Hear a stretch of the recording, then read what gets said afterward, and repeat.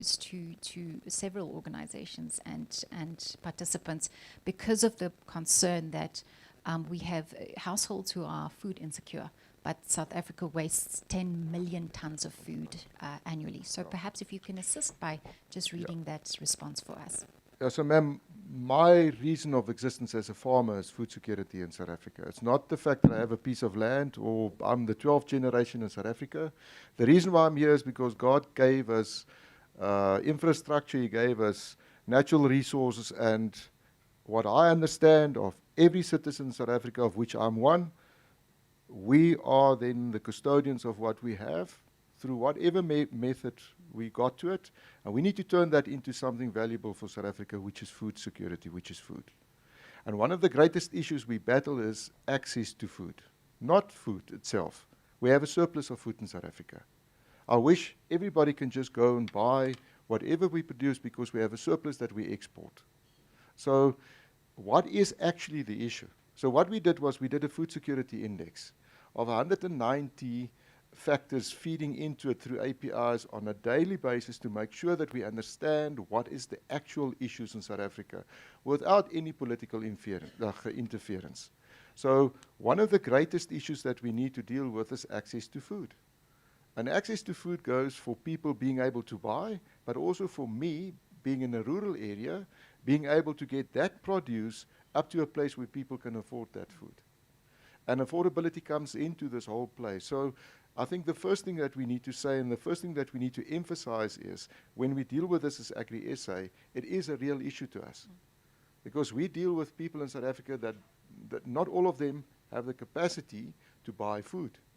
So as a producer, it costs me up to a certain level to produce food. If I don't make money to produce that food, I won't be there tomorrow. So I've been this weekend to the border of Lesotho. And I think one of the reasons I traveled there is to go and understand and see how people in the rural areas, where they live and where they eat and where they produce food. And one of the greatest issues we deal with is specifically the issue that we need to respond to. But I think I want to emphasize that, to say the reason why we talk about this is because the food security industry showed this to us, that there's a massive issue in South Africa. The question is just, as a farmer, in what we can do, what is the enablement that we create in this to make sure that we live the passion that we have, and that's to produce food in South Africa. So this is not something that is out of a textbook, and hopefully you understand I'm just a farmer. I'm just representing farmers in South Africa, but we have a massive role play in South Africa, and this is out of what we practically experience. And I think if Jans is going to read this to us, it's not something that you go and Google somewhere and you put it into here to have an answer. This is what we battle with, and this is the real issues that we need to deal with. And I think I need to say, what I do sense and what I do see is, and I appreciate the fact that you also appreciate that we did put a lot of effort into this. For me as a farmer in South Africa, it's a massive issue if people are not food secure, because I've actually missed my passion. But I am not in control, as what I explained, that to all the mechanisms that we have with it. Can I just, before Janse reads the part, I don't want to miss that crucial point about the apple with a spot on it. Yes. If I can engage you on that with the indulgence of the panel, help us understand what happens with that apple. Well, what happens with the apple? Let me take the example of the farmer that I visited in Ceres. He reused that. So what he does was, for the same retailer, he does it, we call it dice and slice. So he literally used that apple, take that piece out. The other piece are absolutely, there's nothing wrong, it's world class, it's export apples. And they utilize that in a salad or wherever we need to have it and resell it. The other side of it is we utilize that and put it through our livestock. So I know he has sheep, so I think if the day we can eat the sheep, we're all going to taste apple through the meat, I don't know. But we try to utilize whatever we can through the system. Ma'am, for me, our biggest play is to say, how can I produce food at a lesser cost, safe and nutrition? And what you do is you try to have, we call it a little circle economy on a farm, utilize whatever you have. So we don't want to throw anything away. So If you go and have a look at an analysis of food waste in the world, after the farm gate is actually where we start to accumulate that. So for a farmer, I don't even need to incentivize a farmer not to waste, because anything that I waste is on my bottom line and my profit and loss. So there's a big play for us to be more effective in how we produce food, but thereafter, a difficult one to deal with. Please proceed. Thank you. And I'll read AgriSA's response in, but maybe just, from a personal point of view, I think for everybody here, and especially for farmers that are involved in the production of food, nothing breaks a person's heart more to think that a child goes hungry at night in South Africa, amongst the abundance that we have. So with that, I just want to read in AgriSA's response into the record, in response to the question of what systems or protocols are in place within your organization to minimize food loss and waste throughout food value chains, and to redistribute edible surplus food to communities or organizations addressing food security. Again, this is one of the multiple submissions that we've made in response to the questions, but I'll read AgriSA's response into the record. A substantial share of South Africa's food loss occurs after the farm gate, but meaningful losses also occur on farm and in first mile logistics, driven by electricity supply failures that break cold chains, deteriorating rural roads that damage produce in transit, port delays that cost exportable fruit its shelf life, and market access constraints that leave marketable surplus without a buyer. Our members already redistribute significant volumes of edible surplus. Farmers across commodities donate produce to food banks and community organizations, including Food Forward South Africa and church and community networks. This happens despite and not because of current policy framework in South Africa. AgriSA proposes 3 enabling reforms that would materially increase surplus redistribution. First, clear tax treatment that allows donors to recover at least the cost of production on donated food, since current arrangements can make donation more expensive than disposal. Second, food donor liability protection in the form of Good Samaritan legislation, so that farmers and food businesses donating in good faith are not exposed to liability risk that currently deters donation. Third, public co-investment in rural cold chain and aggregation infrastructure, which would simultaneously reduce losses and improve smallholder market access. Then we also we would welcome the Commission's support for these reforms and its findings, and we make a related comment further on in one of the subsequent questions. Thank you, through you, Chair. Thank you so much. On that, and we absolutely do take note, and we know that the research also indicates that about 70% of food wastage occurs at production and packaging and manufacturing level, and that you've provided us with a snapshot into that before it leaves the gate is not necessarily where the wastage occurs.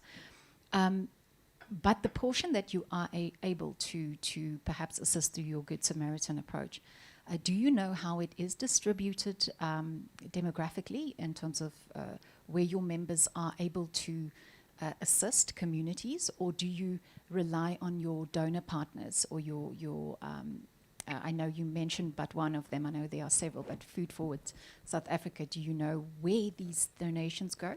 It's just to understand, from the Commission side, we do receive a lot of information from government stakeholders as well, so we've got a pretty good idea of where the malnutrition, severe acute malnutrition and food insecurity is concentrated. It would just be interesting to measure that against where you are able to distribute, perhaps.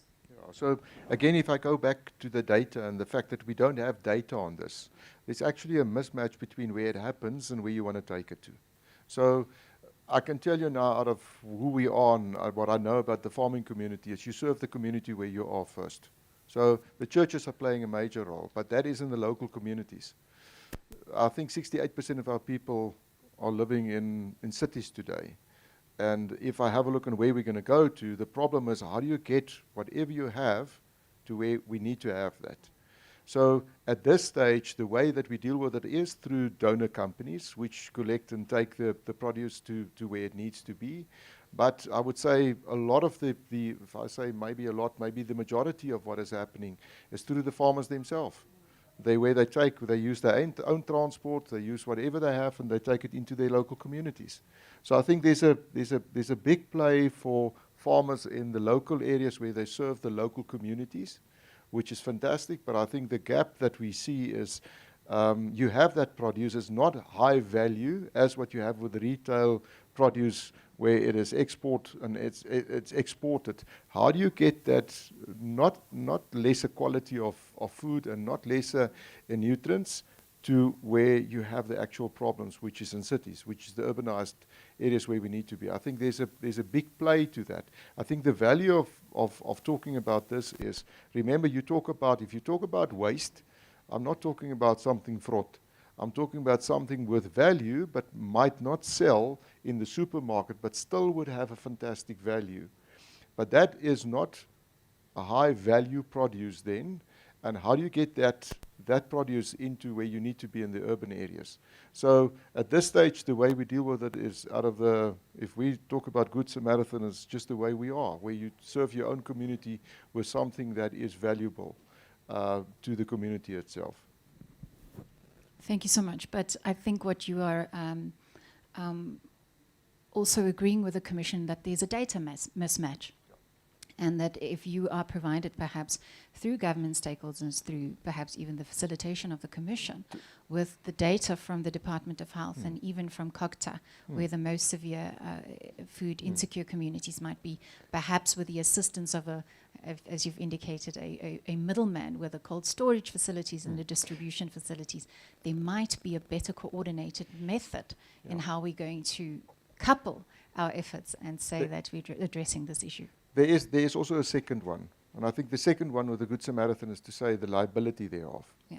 So if you take roads, the moment that we intervene as farmers with our infrastructure or our implements to fix a road, we become liable, which is understandable. I don't disagree to that, but how do you want farmers to participate in rural roads if they are liable? And they need to be, none of them want to participate then. So that's also one of the points that we made with the Good Samaritan. And it's the same with food. It's not the same that you have a lesser quality of food when there's a little sting on and you can take it out. But we need to talk about this because the legislation does not allow us to participate, and we want to. And I think there is a way to breach this, but it's not breached yet. So it's both liabilities. It's the sense of not having data and not sending it into a space where you can actually layer data and then being more efficient. But the second one is the liability of what do I do if I participate in we have an accident on a road? And as a farmer, it actually excludes me in not intervening, in helping out in a matter that needs to have I would say, a better understanding. So roads is a big one to us. That's one. The Eastern Cape one was also a big one to us. Free State's a big one to us. And that liability is not it's not dealt with yet through legislation and policy. Thank you so much. And I think how interlinked these issues are just being illustrated again, that once you address a roads infrastructure issue, perhaps you will be able to be a conduit towards food security. It's something that is really taken note of. Thank you so much for that. Ma'am, so food security the issue of food security is access. South Africa's issue in food security, according to the index that we've done, is access to food. And access to food is logistics. It is not just a willing farmer being able to donate food. We can't get that food to where it needs to be. So I think a big emphasis on, we all talk about food security and we believe South Africa is food secure. We're not. We're food insecure. And that's what Janse also referred back. Is it possible that we have a surplus of food and then we still have people not being able to have the right food at the right time? It's access. And that's why Agri-SA we have such a big push on the roads infrastructure to make sure that this network of roads are well serviced and that we can go there. So I need to emphasize it, that I think a lot of people think that we are not food insecure. We are, ma'am, we are food insecure. And the food insecurity is access to food, of which logistics is a major play into this. And then the channeling of food back into communities where we need to have that. And that's where this Good Samaritan concept, where the liability of what happens needs to be revised. And that doesn't mean we want to put inferior food into a system because people can't pay for that. I just explained to you, you have wonderful food, but it just can't go to a retailer because of how it looks like. but there's nothing wrong with it. And how can we deal with that? Okay. Thank you so much. Before I'm going to my next question, I just want to assure you that the Human Rights Commission is actively engaging on the roads issue, especially in the Eastern Cape. We are monitoring the compliance with our recommendations and findings, and we are on the ground currently to see the compliance thereof. And we will certainly invoke the rest of our powers through Commissioner Tuli and Commissioner Makwasha, as well as Commissioner Kwinana, should we be seen, or should the relevant stakeholders be seen wanting. Now I want to step off that question and perhaps refer you to our question number 9. Smallholder farmers, it's a really pertinent theme that is keeps on being tabled at this inquiry, because it also addresses food insecurity at household level. Now, your question number 9, and I would also request you, sir, to just read your answers into the record. The question the Human Rights... Oh, sorry, I thought you were waving. Apologies, Chair.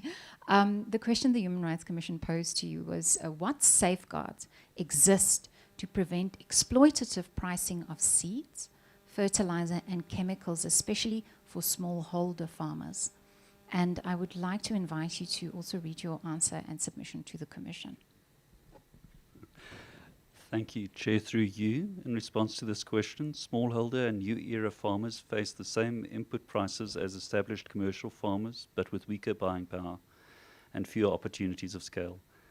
This reflects the competitive and well-established nature of agricultural input markets, where transparent pricing and effective price discovery ensure that input prices remain market-related and are broadly consistent across buyers. The safeguards that exist today operate mainly through aggregation, cooperative and group buying, and blended finance schemes that reduce the cost of the credit used to purchase inputs. Agri-SA supports strengthening these mechanisms rather than administrative price controls. Practical measures include expanding blended finance instruments for input purchases, supporting aggregation entities that give smallholders wholesale buying power, competition scrutiny of any discriminatory pricing between customer classes, and public investment in extension services so that smallholders can optimize input use rather than simply purchase more. Input affordability for smallholders is best solved by giving them the market power and financing conditions that larger farmers already enjoy. These market-based measures operate on top of an existing legal baseline. The Competition Act prohibits excessive pricing and other anti-competitive conduct. The Fertilizers, Farm Feed, Agricultural Remedies and Stock Remedies Act of 1947 regulates the registration, quality and safety of inputs, and the Competition Commission's essential food pricing monitoring boards and fresh produce market inquiry already provide transparency and remedial recommendation. Thank you, Chair. Thank you so much. And I just want to pause on where you say that Agri-SA supports strengthening these mechanisms. So are you comfortable with the mechanisms in place? And do you feel that they just need better implementation through the measures that you've outlined? We support strengthening it at all costs. This is what we lobby for on a daily basis, I think, is making sure that these things actually work. What we don't need is extra plans or extra initiatives on this. The mechanism and the legislative base from which we depart is there already, but implementation is crucial here, and expanding the implementation base of what it is that we're trying to achieve. So, ma'am, if I may, I think the first thing is we need, I don't believe that we understand, we talk about small-scale farmers, I don't think we understand the world of a small-scale farmer well. And the reason for saying that is because the participation of small-scale farmers are not always formal, which is not less, which is not a different channel to follow, but it's just a channel that's different than the formal channel. And to explain that is, if I'm a small-scale farmer and I have 5 sheep and 10 cows, firstly, they are massive contributors to food security in South Africa because they're the owners of the most rural areas in South Africa. And that's the first thing Agri-SA would say to you. I think we miscalculate the value of small-scale farming in food security in South Africa. And the food index that we developed was an index where we aim to go as deep as we can into the contribution of small-scale farmers into the rural areas of South Africa, because that's where we battle malnutrition, that's where we battle so many issues of food insecurity. So I think one thing that we need to mention before we talk about this is there's very little data regarding this. We know everything about a commercial farmer because they go to formal structures. But we do not have the mechanism of understanding exactly the risks that small-scale farmers need to deal with. And I think if there's one thing that we need to put emphasis on, is to say, and that is we push as hard as we can to say, do we really understand the small-scale farmer in South Africa and the contribution of small-scale farming? We have this idea in our heads that the big companies, the big farmers are contributing to food security, and that's the way it's going to be. It's not true. Small-scale farmers are also equally contributing in their way to food security in South Africa. If we go back to what is to understand their world, firstly, they are not geared at this stage to withstand risk because of the scale that they deal with. And if I say that, if I'm a small-scale farmer and I have a loss and we have foot and mouth disease outbreak and I've lost 5 cows, ma'am, I've lost my business if I only had 5.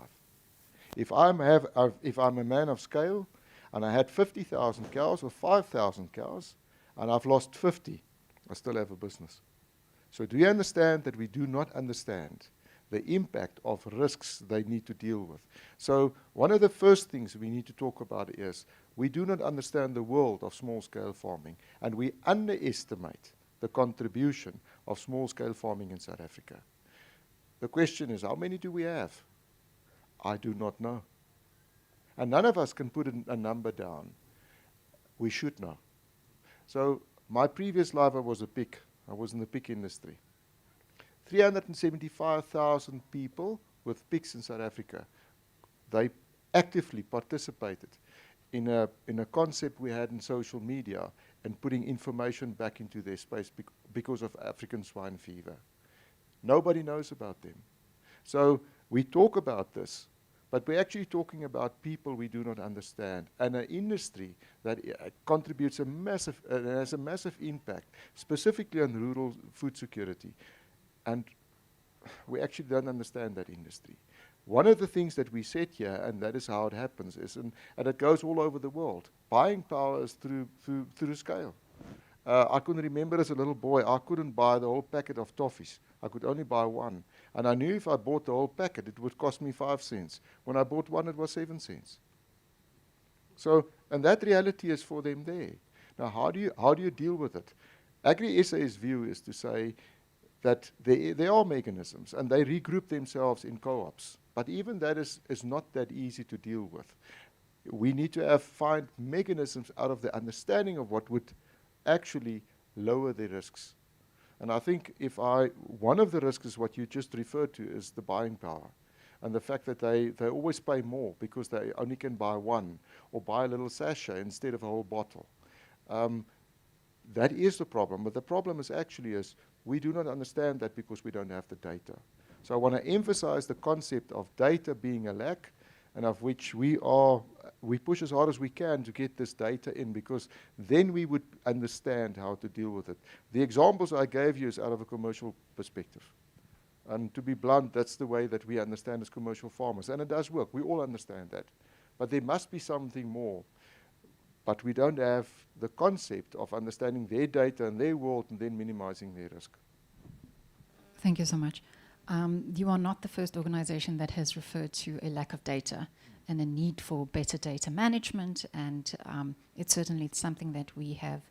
I think Grain SA yesterday made the same call upon the Commission to say that there's a lack of data on these issues. So we've certainly taken note of that. And also your submission that there's the small-scale farming community does not necessarily have the resilience against the risk that the larger communities have. Now, I want to perhaps just piggyback on that, no pun intended, sir, but to say that in terms of climate change, would you agree with me that the risks are the same to the small-scale farmers? And are you aware of any active engagements with these communities in terms of climate change, as you would have superimposed the risk, albeit foot and mouth disease or swine fever, etc.? I think they're more prone to climate change than commercial farmers because they're less prepared. And in saying that is one simple concept of dealing with climate change is to understand what is coming. So the models that's run, and it's free models, it's open models, is we kind of understand what is going to happen tomorrow and the day thereafter. I believe if you go to Cape Town, I assume you all just go onto the web and understand how the weather is going to be tomorrow. Do I need to take a jacket or not? Small-scale farmers don't have the means and end for all the tech. And if there's one thing in South Africa that South African farmers and commercial farmers with greater scale took up is tech. We are, in the world, we are one of the front runners of taking up tech to mitigate our own risk. The unfortunate part is tech comes with a cost, and tech is expensive.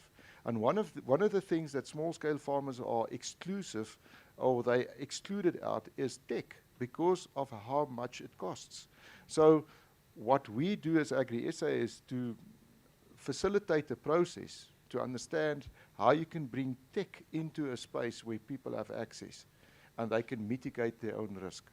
So your question about specifically climate change has a greater impact on small-scale people because they could use less tech. How do you push that back, and how do you put it back into their space? It's the cell phone. And what we as Agri-SA, our motto is on data is to say, data should be free for everybody. Intelligence is something you can sell, which you kind of gather out of data. But how do I put that data and then intelligence back into even the small scaler's hand? And that is through tech on a cell phone. So there's a big play for us to push beyond borders. And beyond borders is, I don't do it for commercial farmers. I do it for farmers. I think one thing I need to emphasize and say from Agri-SA side, if I look into a farmer, what is the definition of a farmer? Anybody that works with soil in his hand. Livestock, whatever you want to put in that space, is in my mind a farmer, and that's somebody that belongs to the farming community in South Africa. So tech should be, to a certain extent, pushed into that space so that even the people without the means and end to pay for tech would have the ability to mitigate their own risk. So more prone, less available tech to small-scaler people, purely because of the scale of what their financial world looks like. Thank you so much, and I'm almost going to wrap up. I just want you to, there are a few questions that you do refer to the business model and the profitability, but I do think your answer in terms of question 14 will be helpful.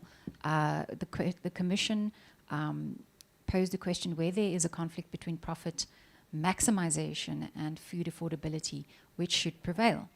And I would like you to read the answer into the record because it also cross-references previous answers you've given in terms of where the competition after it leaves the gate perhaps plays a big role in the question that the Commission asked. So I would like you to read that into the record before I will be wrapping up with my final question. Thank you, Chair. Through you, the question stated where there is a conflict between profit maximization and food affordability, which should prevail? And our response is, for primary agriculture, the dichotomy is false. Farm profitability is not in tension with food affordability. It is the precondition for it. A farm that does not earn a return does not moderate its prices. It exists in its production exists with it, and its production exists with it. Every hectare that leaves production tightens supply and raises prices for exactly the consumers this inquiry is concerned about. The countries with the most affordable food are those with the most productive and best capitalized farm sectors. The genuine tension the question gestures at between margin extraction and affordability is a question about market power, and market power in the South African food system does not sit at the farm gate. Farmers are the least concentrated, most competitive segment of the entire chain. Thousands of producers selling into markets served by a relatively small number of processors and retailers. Where the Commission finds pricing conduct anywhere in the chain that generally conflicts with food access, competition law provides the remedy, and organised agriculture will support its application. Sustained affordability is produced by profitable farms competing hard. It is destroyed by unprofitable ones giving up. Thank you, Chair. Thank you so much. I'm going to leave that statement there. And then I just want you to lastly read into the record the constructive recommendations you've made to the Commission. I also want to highlight that Agri-SA also committed itself to a few elements that we are really encouraged by. And if you want to highlight those, you're welcome to do so as well before I'm going to hand over for any further questions perhaps that my colleagues have. The particular interest from my side is the commitments and then the constructive recommendations to the Commission. I know we've touched on it during our discussion, but these are quite on the nose, and I would like them to be read into the record as well. Thank you, Thanks Chair. so and much. It really is a privilege to make these commitments. So the question is, what binding time-bound commitments are you willing to make to the Commission? Again, Agri is a voluntary federation and cannot bind its members to commercial undertakings. Within our mandate, we make the following commitments to the Commission with dates and deliverables. First is participation. We commit to full and constructive participation in this inquiry and its follow-up processes, including making appropriate representatives available for oral evidence and responding to reasonable further information requests within agreed timeframes. Second is data transparency, which we've spoken about before. We commit to developing and publishing farm gate and production food side security indicators through our Food Security Index initiative. We will engage with the Commission on the design of those indicators by December 2026 and target first publication by the second quarter of 2027 so that the national debate on food affordability is anchored in evidence. For completeness, we record that Agri-SA cannot commit to, because these matters fall outside its mandate or would be legally inappropriate for a federation to undertake.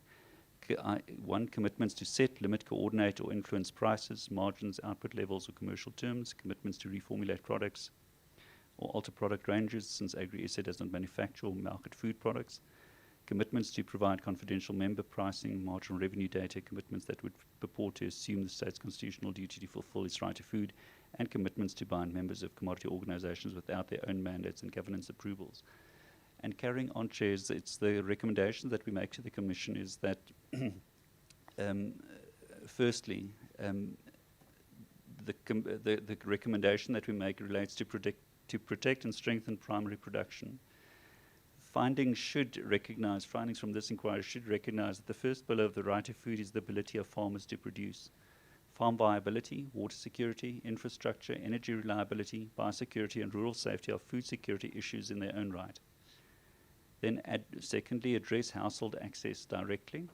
Where food is available but households cannot afford it, the remedy lies mainly in employment, income support, social protection, school nutrition, transport, and local access measures, which are primarily state-led. Third, reduce avoidable system costs. The Commission should recommend urgent action on electricity reliability, road and rail infrastructure, ports, municipal fresh produce markets, cold chain infrastructure, export certification, veterinary and laboratory capacity and water infrastructure. Fourth, support smallholder and emerging producers effectively. Producer support should be coordinated, properly funded, technically credible, and linked to markets through extension services, blended finance, CASP, LETSEMA, land tenure, security access, and aggregation infrastructure. Fifthly, I think use existing coordination structures, the Agriculture and Agro-Processing Master Plan, value chain roundtables, and broader food and nutrition security coordination mechanisms should be used to identify value chain constraints and track implementation responsibilities rather than creating new parallel structures. Next, strengthen competition enforcement where evidence supports it. Existing competition law is the appropriate tool for collusion, excessive pricing, or abuse of dominance. Generalized assumptions about farmers or organized agriculture as a class should be avoided. Next, ensure evidence-based public health regulations. Regulation. Measures such as the health promotion levy, extensions of or reformulation targets should be based on updated independent evidence, including verified dietary intake data, and must assess rural jobs, farm level impacts, consumer substitution, and unintended consequences before being adopted. Next, reduce food loss and waste through infrastructure. Food loss will not be solved by exhortation alone. It requires reliable electricity, logistics, market access, storage, cold chain infrastructure, and safe flow friction pathways for donating edible surplus food. Thank you, Chair. Thank you so much, sir. That's about it from my side, Chairperson. Ma- Can I hand over? But can I respond still? Oh, yes, we are not done yet, sir. Yeah, but I will it's only respond to what from you me. asked. So I must be honest with you, the first time in my life that somebody spoon at me, I thought I was married, and then why didn't you just ask and I want to contribute? I think one thing, and that's what this whole thing is all about. Man, we want to participate. And Agri-SA's view as farmers is we have a massive role to play in South Africa. Social economic stability in South Africa is going to come through agriculture. And this is who we are. And I think for a long time we've politicized agriculture and we've put people into brackets and into certain spaces. Agriculture needs to be a national asset to this nation, which I believe we are. But if there's one thing that I want to emphasize is that we want to participate. I don't believe you go into the government, you go into the Eastern Cape where the roads are horrendous and you start to criticize. You participate into a solution and an outcome-based evidence concept out of data. The second thing is the food security index we developed was something that we said, but what is our reason for existence? But as what we indicated here, so many things are contributing, and it's so complex to be in agriculture. If I don't have electricity, my food price is going to go up. My waste is going to be there. If I have infrastructure issues, it's good to sit here and mention that all, but we said we need to contribute even to the factors that I don't have a direct play into. And one of the things that we did was food security. And the food security index we did is so finely tuned that we go into provinces, we go into districts to say that they are not food secure. So as a farmer, and as what we are speaking about now, and that is, and I want to emphasize it again, we want to contribute and we want to participate in anything that can speak into it. And I think even if Janse read all the formalities in what we wrote, I think if there's one thing I want you to understand today from the farming community in South Africa, and that is representing anybody being involved in farming, we want to contribute and participate. And we see this as a massive opportunity to speak into the problems that we deal with, that needs to be dealt with. And we want to practically have a solution to whatever happens. So I'm worried that you see many a times we wrote about the electricity issue, because it is a massive issue to us, infrastructure. I'm not criticizing it. We took stock and say, well, that there is a major play into this. So if I go and deal with the Minister of Public Works, I don't go as a farmer. I go as a citizen and say, sir, do you understand your play into food security in South Africa? It goes through your roads. Let me show you how it contributes to food security. So I want to emphasize the participation, and I want to emphasize the way that we bat this whole concept is out of food security, because that's the reason for existence for me as a farmer. Thank you so much. Chairperson? Thank you so much for emphasizing the fact that as a farmer you want to contribute and participate in the solution of food security in order for you to fulfill your mandate. And you said it's a privilege to provide food, and we acknowledge that and we're thankful for that, but we also thank you for availing yourself. We will have other discussions about how do we engage. There is certain reports that the Commission is working on in terms of electricity as well, and load reduction and how it impacts those who are in the country. So please look forward to those. And do, outside just these conversations, let's participate in ensuring that we all meet not only our constitutional mandate, but our moral obligations to those who we live with. Then we are able to then say one day, when we're no longer here, that I've done something to give back to the people. So thank you for that. And thank you for not only your written submissions, but also how you've also provided us with your oral submissions. I don't know, I saw some of the evidences were stretching, and I wanted to check if they wanted to have questions. If not, then I'll just come to the panel. Okay, I see that Ms. Mlombo has questions. Thank you.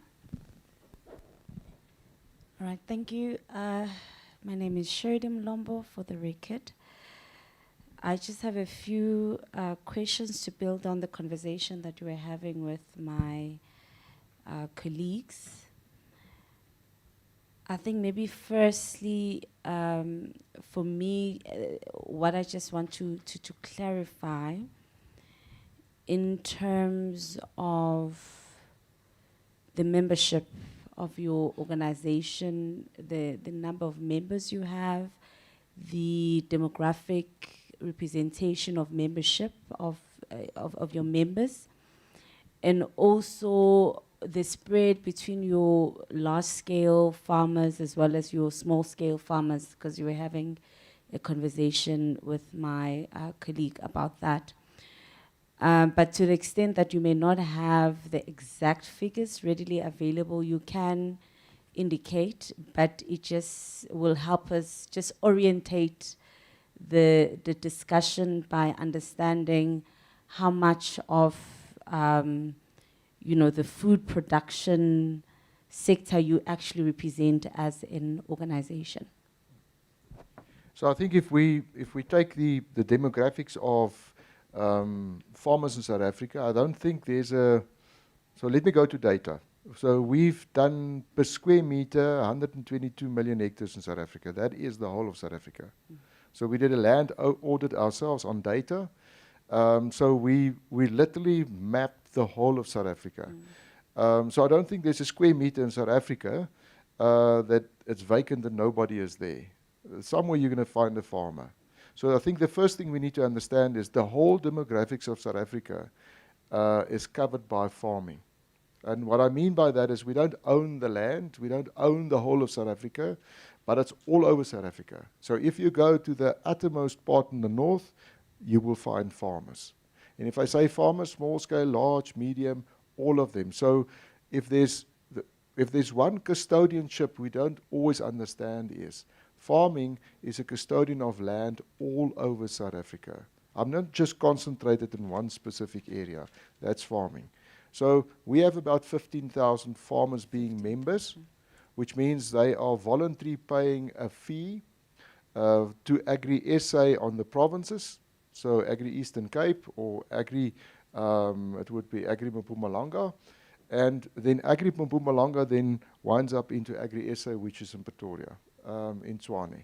So that's the 15,000 farmers. Now, the estimate in South Africa is 40,000 farmers. Some people push it down to 30,000 commercial farmers.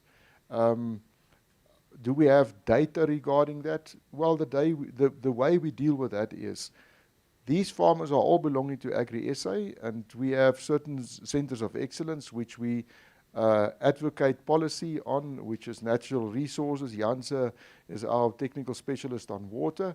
So for that farmer, we take care of, say, the water policy to make sure we are still in the environment where they are enabled to farm if they are water users. If you go beyond that, and I think that's what we do not always state clearly, is the commodity houses or the commodities like the pig industry or the fruit industry, the farmers all over South Africa, representing, say, for instance, the whole of South Africa, they all tie up into the citrus industry in South Africa. So he's a citrus farmer. He lives in the Western Cape. He belongs to Agri-SA because of his community where he's situated. But then he also belongs to an industry which he belongs to, which is now the citrus industry. So that we have 23 industries in South Africa. So I would be... Let's take a farmer in Mpumalanga. He would be a grain farmer. He belongs to Grain SA as a commodity. He also belongs to Agri-SA. But if he farms with sheep, he also belongs to the RPO, Red Meat Producers Organization. So the structure is actually like a net, honing all the people involved in agriculture. Your question about small-scale farmers and people farming that are not in formal structures like this, and people contributing to food, as I said, it's so difficult to understand how many do we have. I could remember in the pig industry, there was a time where classical swine fever was in the Eastern Cape. And the former Minister, Toko Dedisa, had the awful talk of just eradicating the classical swine fever in the Eastern Cape. I can't remember what the estimate was, but the estimate was exceeded. There were more informal pig farmers in the Eastern Cape than formal pig farmers, of which nobody knew. Yeah. So the take of small-scale farming and the data on small-scale farmers are not available. We have a lot of estimations regarding the data, and I think what AI helps us to do is, through satellite, through what you utilize, you can start to predict to say, but this is the amount of people that you have in certain areas being small-scale farmers. Okay. Maybe just to clarify, so Agri SA does not have small-scale farmers as members. We do. It depends on what you define as small-scale farmers. But how do you define a small-scale farmer? We don't. We You- define it as farmers. So somebody living in Springbok, Yes. having 5 sheep, and being a member of the community, which is Agri SA on that space, and he is then a member, he's a member of Agri SA. But you would appreciate that a small-scale farmer, however is defined, may require more support, even from yourself, than a big and established commercial farmer. So, if that is accepted, then there must be some system that you Yeah. can use to identify those who may require more support than others. And just to clarify my question, I'm not asking for data about South Africa. You've already answered my first question to say you have 15,000 members. So the demographics or disaggregated data I'm requesting is on your membership. Your 15,000, what is the provincial spread? As I've indicated, if you're not in a position to provide it now, you may, as part of your supplementary answers, Yeah. in terms of the 15,000, what is the provincial spread? Also demographics, how many of that, in terms of race, in terms of gender, in your membership. I was talking about the 15,000 and those that you may consider with whatever matrix you use as being small-scale farmers or farmers who are a special object of your attention and support, if we can please just get that data even at a later point. If I may, I would rather submit it later with the factual data. That's fine. Can I just make one comment? Yes.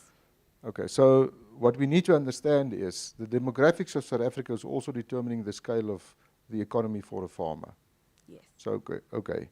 So if I take a sheep farmer in Springbok, he needs to have 10,000 hectares to have 1,000 ewes. If you go to a more dense place like the Free State, where they utilize some of the rests after their grain harvest, he needs, for that same 1,000 ewes, he needs 200 hectares. And if you go then to a place where the fodder is good and the density of the farm is different, he might use only 100 hectares. So who's the small-scale farmer and who's the large farmer? So the difficulty is, and I think that's the beauty of agriculture in South Africa, that person being a farmer on 10,000 hectares with 1,000 ewes is actually a small-scale farmer if you look into commercial sheep farming. And that's where we sometimes miss the point. He's a custodian of 10,000 hectares. That man's income is not more than a teacher, but he's a custodian of 10,000 hectares. So now, so that's why you ask me the question: why don't we define small-scale farming or large or medium? We want to get out of that spec and we want to get into farming. We want to get into custodianship, and we want to understand that concept a bit better. That's the one concept. The other concept is we want to get out of the political nuance of where we are, because and hopefully you did understand that I said to you, and it's meaningful in my heart. Small-scale farmers, and even people with small scale, which means 5 cows and three sheep or whatever, they contribute to food security in South Africa. Yes. So the moment that I focus on food security and I nullify all the perceptions I have about small scale and large farming, I get to a point to say, but how do I mitigate the risk? So my take to your answer would be, we need to define risk, and risk does put into it the scale of economy and does define if people are small or large. And if we start to talk about the risk, we're going to get to the end goal of being more food secure.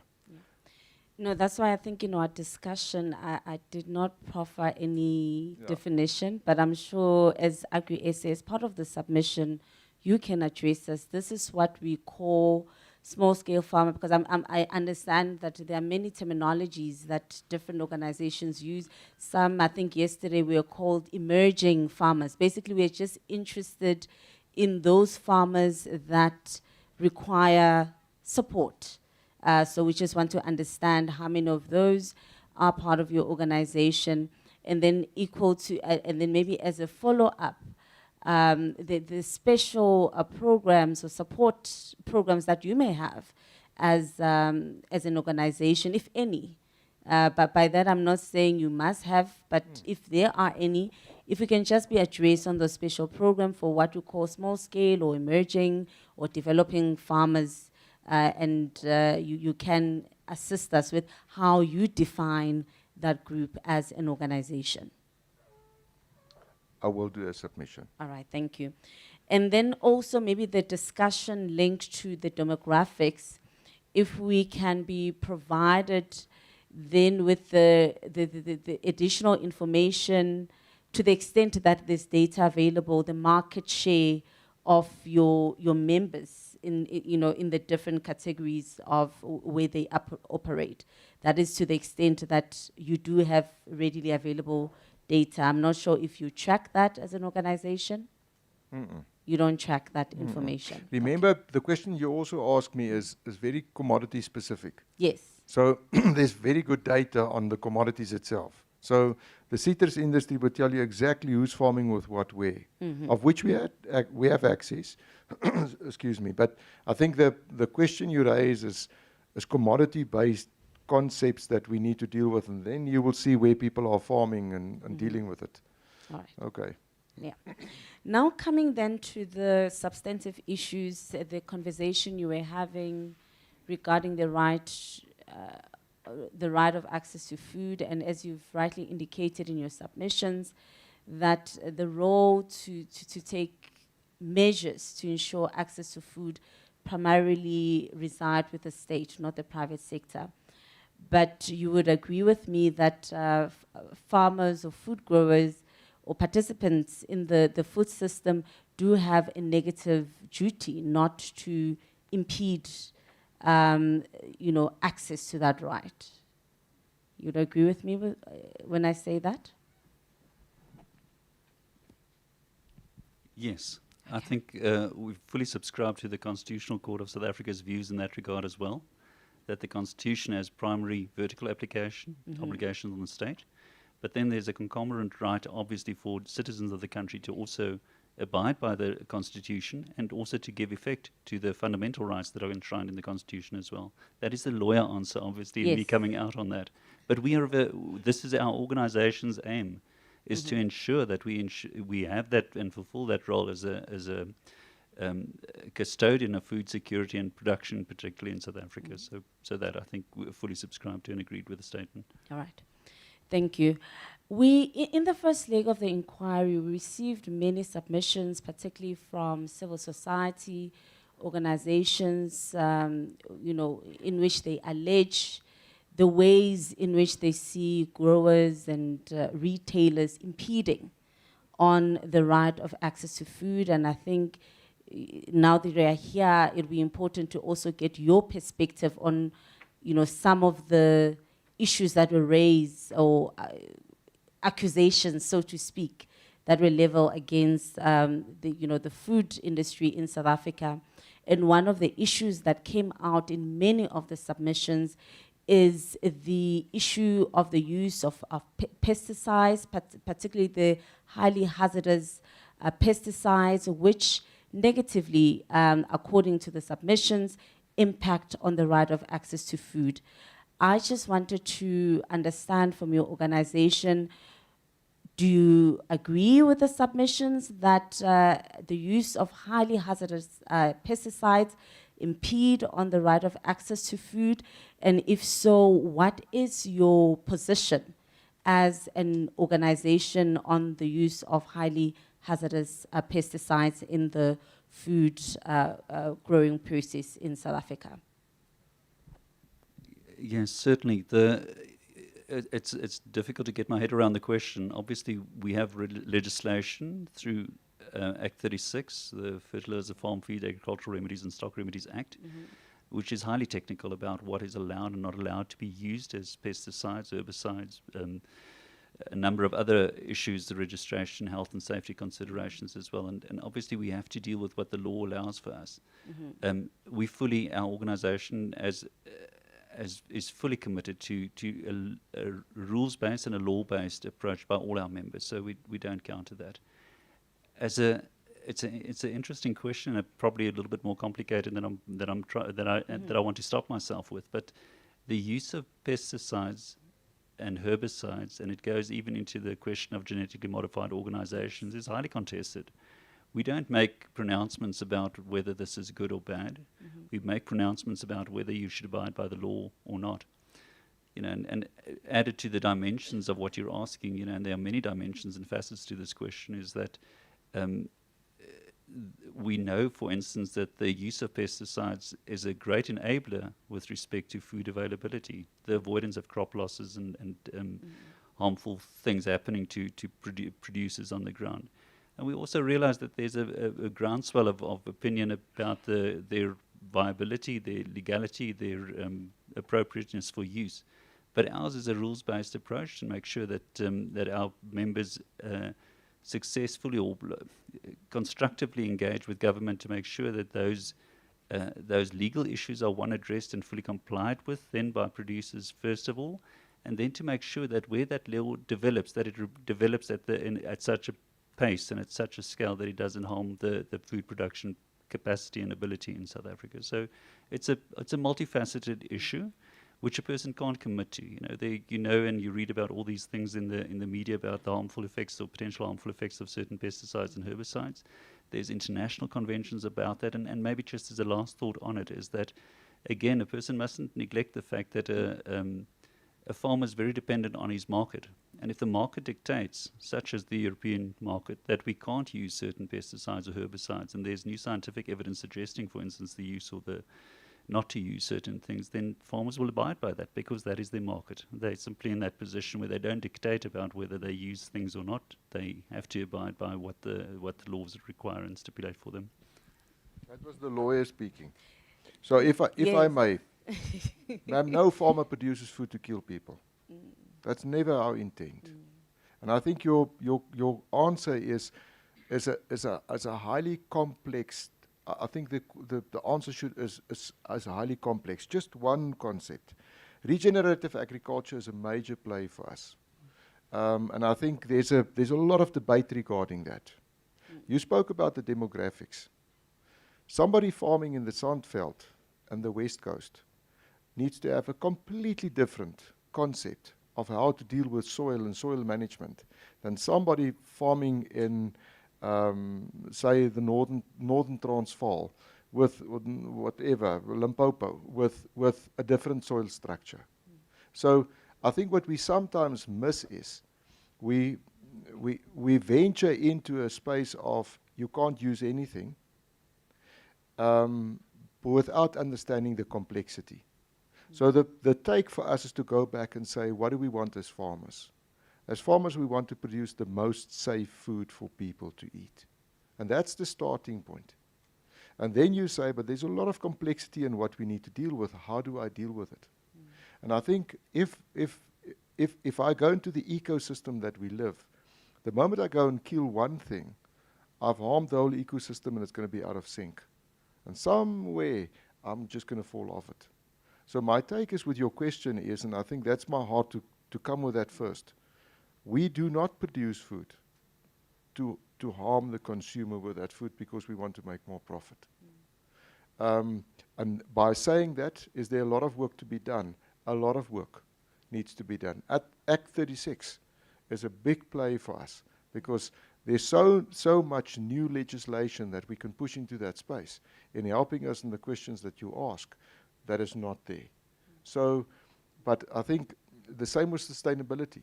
I think sustainability, and I'm talking about the biodiversity in South Africa. My father never ever did something to think, I'll never use you again, little stream flowing, passing by my farm. He always had this being mindful to say, but what about the generations to come? Maybe just a concept to make you understand actually who we are as farmers. It's a generational business. It's not a business where you quickly get in and then you get out. So whatever I do, and whatever I farm with, and the way that I farm with, it's going to have an impact on the generation that needs to come and take over from me and go forward. So I think many a times we push this far back to the primary producer. And we kind of look at him and say, but you're a killer. That's not who we are. And I think and that's what I said, by participation, that's why we're here.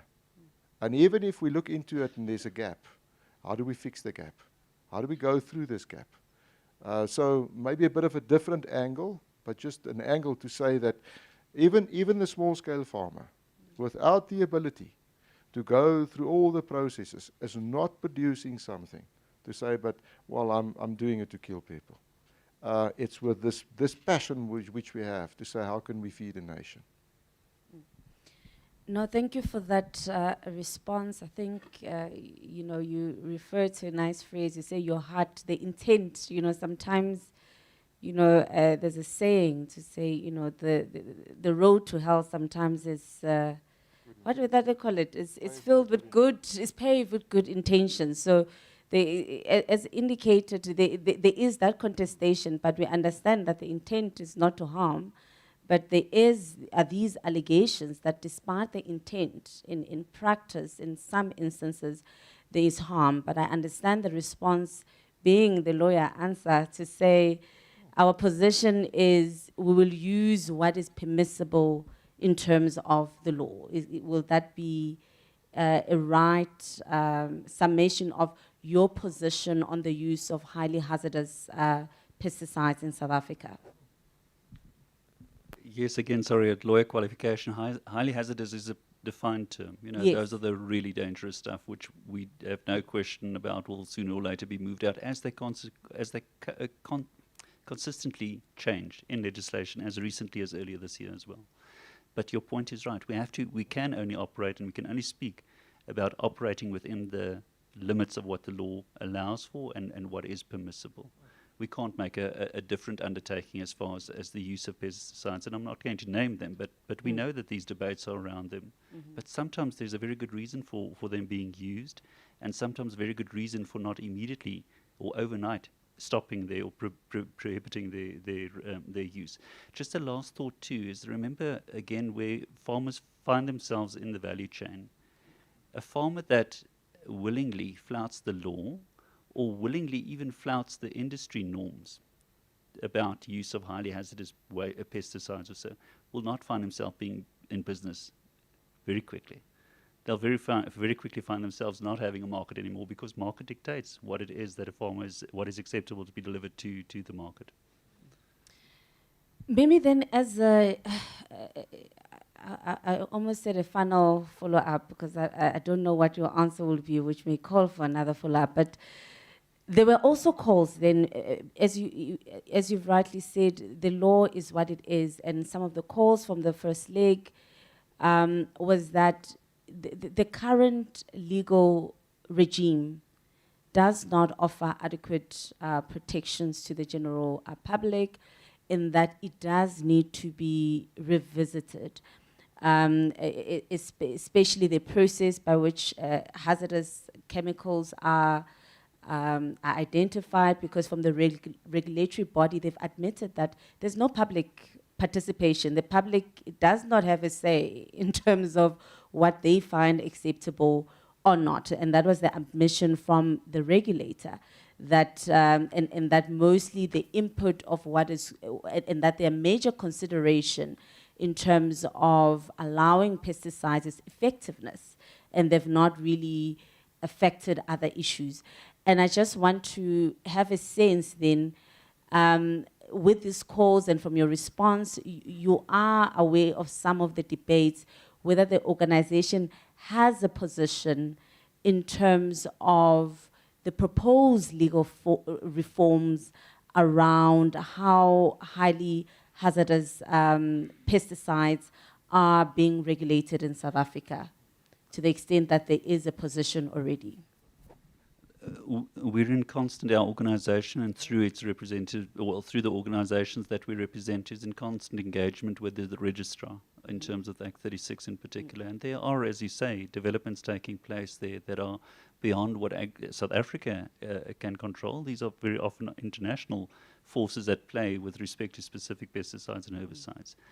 Our position is, of course, we would like to make sure, as Johan has also said in the beginning, is that food is safe and as safe as possible to reach, from where it leaves the farm gate to where it reaches the consumer ultimately. The Act has served South Africa reasonably well for a long time, and it is undergoing constant reform and is going and probably going to undergo a major reform in the coming months and years to come. To get to the exact point is, we can't simply say we'd love to be a regenerative-only organisation, or an organisation that can simply tolerate or allow our members to only do regenerative or sustainable agricultural practices without the use of any pesticides or herbicides or whatever the case might be. We can't do that. We're not in a position to make a commitment as far as that is concerned. We can commit to being lawful, informing our structures and our how to act lawfully and to maintain their vigilance as far as that is concerned, and then to participate constructively in finding alternative solutions to these things and developments as they take place. I think that's the best answer I can give. Obviously, I can't speak for everybody. Also within our circle of influence is also the manufacturers of some of these pesticides and herbicides as well. And we take best scientific advice. And this is also important, sorry, as a last closing thought on that, not to be defensive about anything at all, is that we need evidence-based decision-making as far as changes to the use and usability of pesticides is concerned. So that obviously it's a much larger question than a simple yes or no answer or a simple answer, but that is the best I can give at this stage. All right.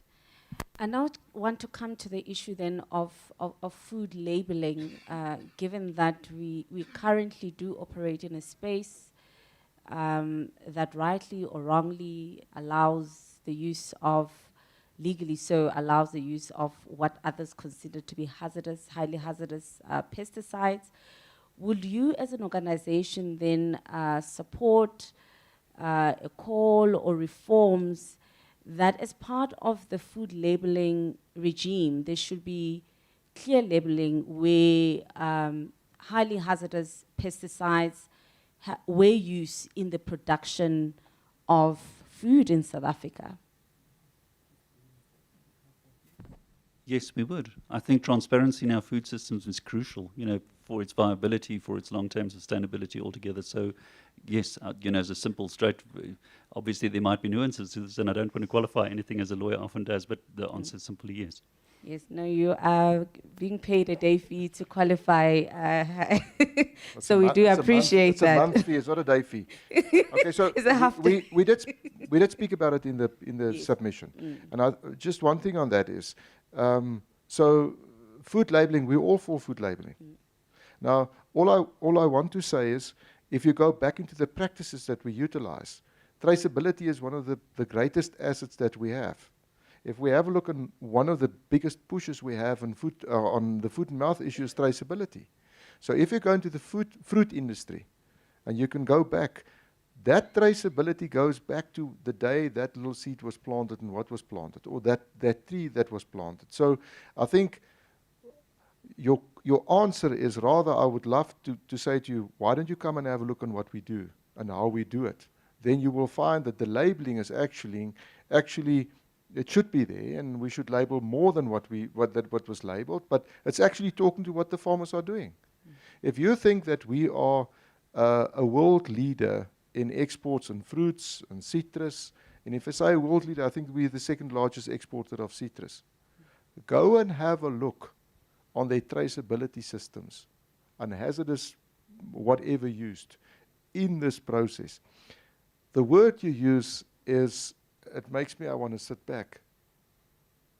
But we also need to understand, in the world that we live, if you don't use that in the right way, in the right manner, we won't have the world that we live in. I think the last time I tasted petrol, it wasn't that good. The more I can eat salt, up to a point where I die, but it has a role to play. And I think if there's one thing I plea for as being a farmer, as to say it needs to be evidence-based, it's scientific.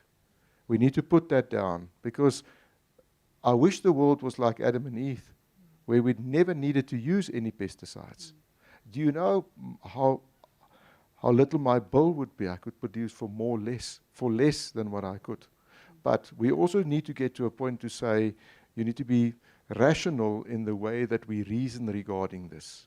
And this is what we ask as farmers, to push this into the space to say, and I started with the extreme to say, ma'am, as a farmer, I don't produce to kill. But the other radical way is also, because I'm also an off-taker. I don't know if you know, but farmers also eat. We also use. So we're the same category as what we produce for. So I also have 3 daughters and little children. So what do I want for them? Exactly what you ask. But what we do ask for is, and that's where Janse comes in to say, let's look at the legislation and make sure we're in good standing with that. But there's always a voice of reason regarding this. And that voice of reason is, we live in a world where we might need to use that. But there is a practice that needs to be followed that's not going to be hazardous for the end consumer. There's a retraction period. Or let's scrape it. Let's take it out. So I think the farmers are not against this. What we are for is for the process that we deal with. So we deal with a radical concept of, I'm a farmer, with the good intentions that's paved, and even that people are going to hell sometimes. But that is reality. But then we also sit with the reality to say, but the consumer, they need to be safe at the most. How do we get to that? And I think that's where the legislation plays a major role in being a voice of reason. I think we might then say to you, Act 36 need to have a lot of eyes and ears into. And I think there's a big push from our side, and that's what Janse has referred back to. As Agri-SA, we play a major role in Act 36 to make sure that we're in good standing with the intent of producing food that is safe for our consumer. No, thank you for those submissions. And for me, maybe just to contextualize why I'm raising the issue of also labeling, as a consumer of food as well, and everyone knows, when I get to a shop and it has fruit and vegetables, I get so excited. I can buy the whole shop.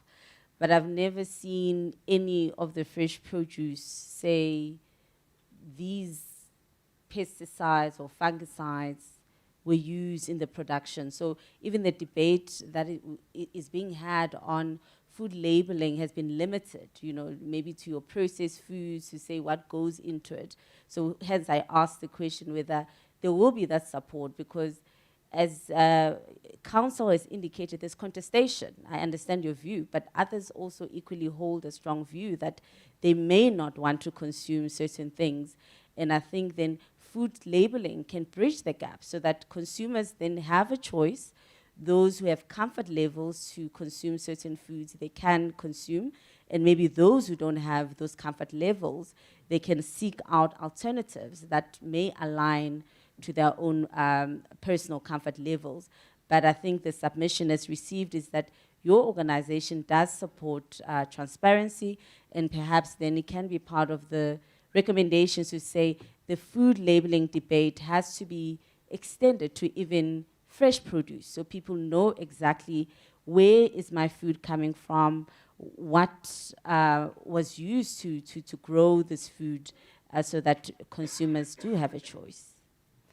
Unless there's any other comments, I'm just going to move to another question, but you may comment on just, because I was just trying to contextualize the question I had put forward relating to food labeling specifically.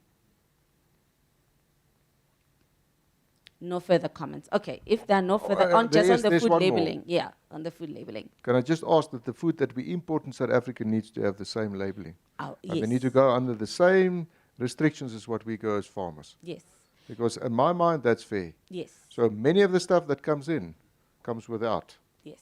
That's not okay, ma'am. And the reason is not to be fair to farmers. The reason is to be fair to the end To the consumer. consumer. So I can't emphasize more to say to you, ma'am, we agree to what you say about labeling, because we did the submission. And labeling is actually, I can tell you how we think. As farmers, we sometimes also go and utilize social media to go and book a place to stay. Do you know how many times I got to the place and I argued myself, is this the place I saw? Yeah. I don't want you to have that when you buy my food. Yes. I want you to understand exactly who we are. And that it is who we are. But do you understand why we are saying that we're participating on platforms to deal with this matter? And one of the issues we deal with, we bring inferior food into South Africa without labeling. Yes. And then we want to be held accountable to the behavior of farmers. And then they say, what's happening here? Come on. It's actually deteriorating this whole value concept, the value proposition of food being a national asset to South Africa. No, it's certainly on my side. I don't know what the panel will say, but I will certainly concur that any regulations should apply across the board and not just target South African farmers, as is the case in Europe. I mean, they regulate everybody. You know, if they say they don't want certain things, they don't accept exports that don't comply with their standards. So now I just want to move to the issue of the nutrition, food nutrition. We have, I think it was also part of your discussion with one of my colleagues, and we've received inputs, I think, to, is it Grain SA, about, you know, the extensive use of technology in the industry to improve yields. And I just want to put, you know, the same question that I've put to Grain SA, because you also represent growers, to say, since there is this investment in technology to improve food yields, have we seen like equal investment in technology to improve the nutritional outcomes of what we actually produce? Because from the conversations we are having, it seems that much of the investment in food technology is just to increase yield, but I'm not sure then if there's equal investment on how we can use technology to improve nutritional outcomes of the food that is being produced in South Africa.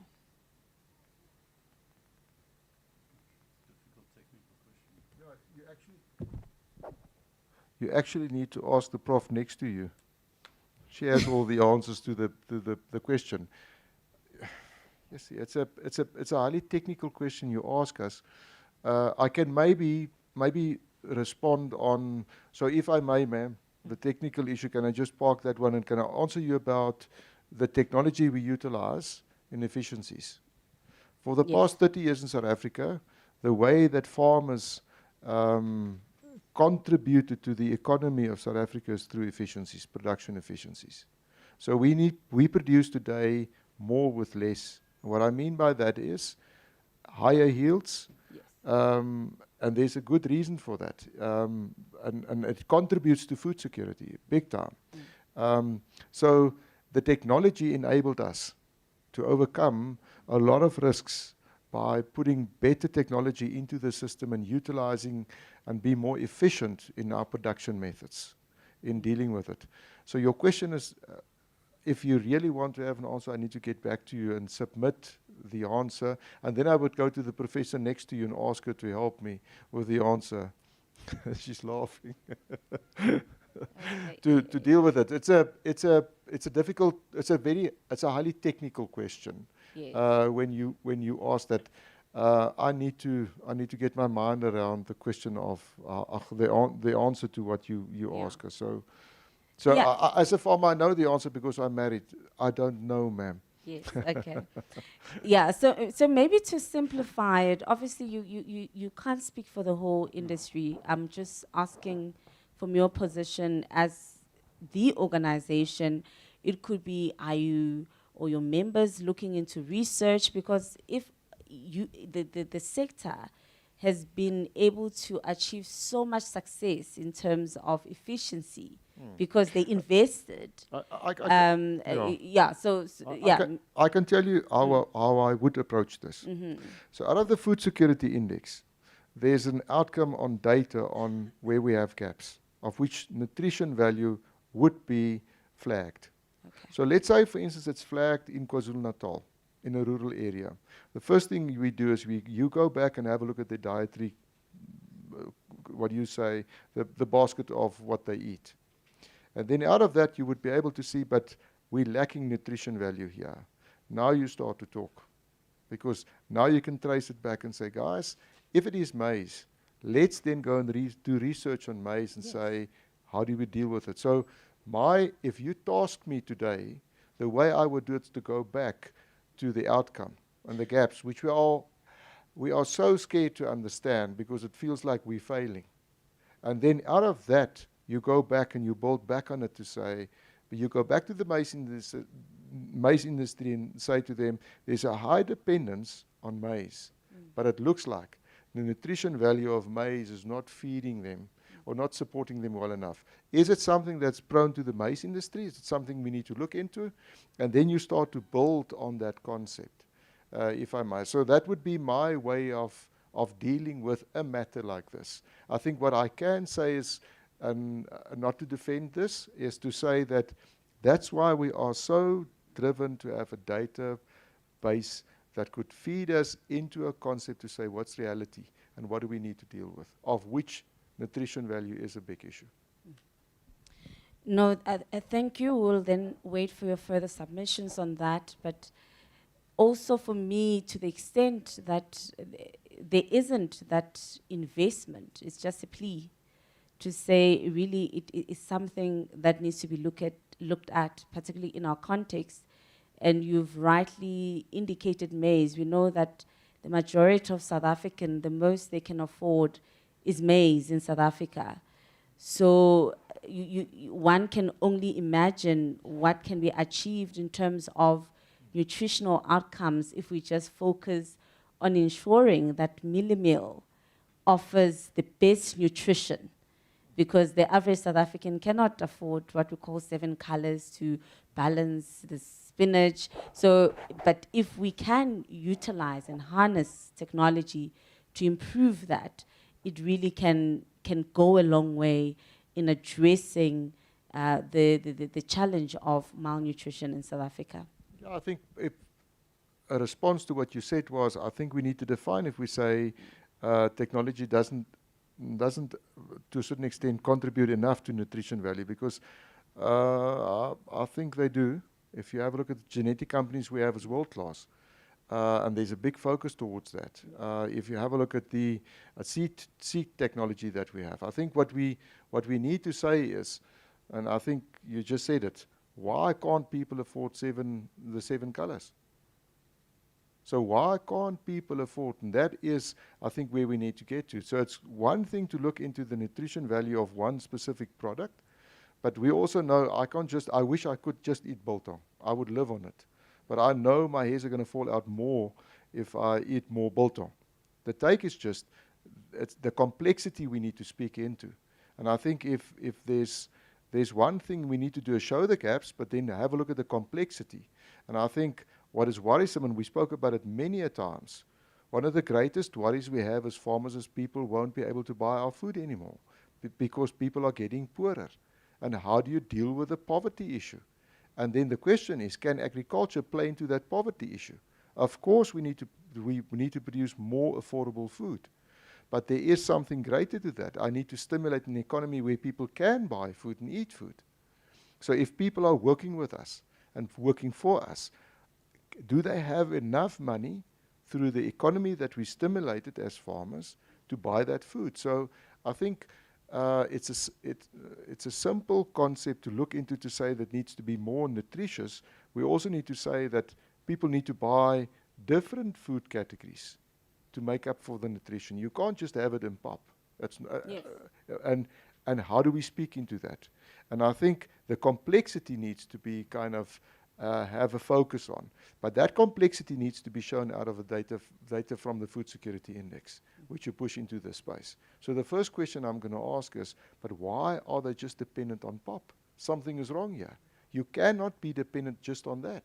Yes. And poverty is one of the biggest issues we need to deal with, of which I think we do have we have a play. We're not the answer for poverty.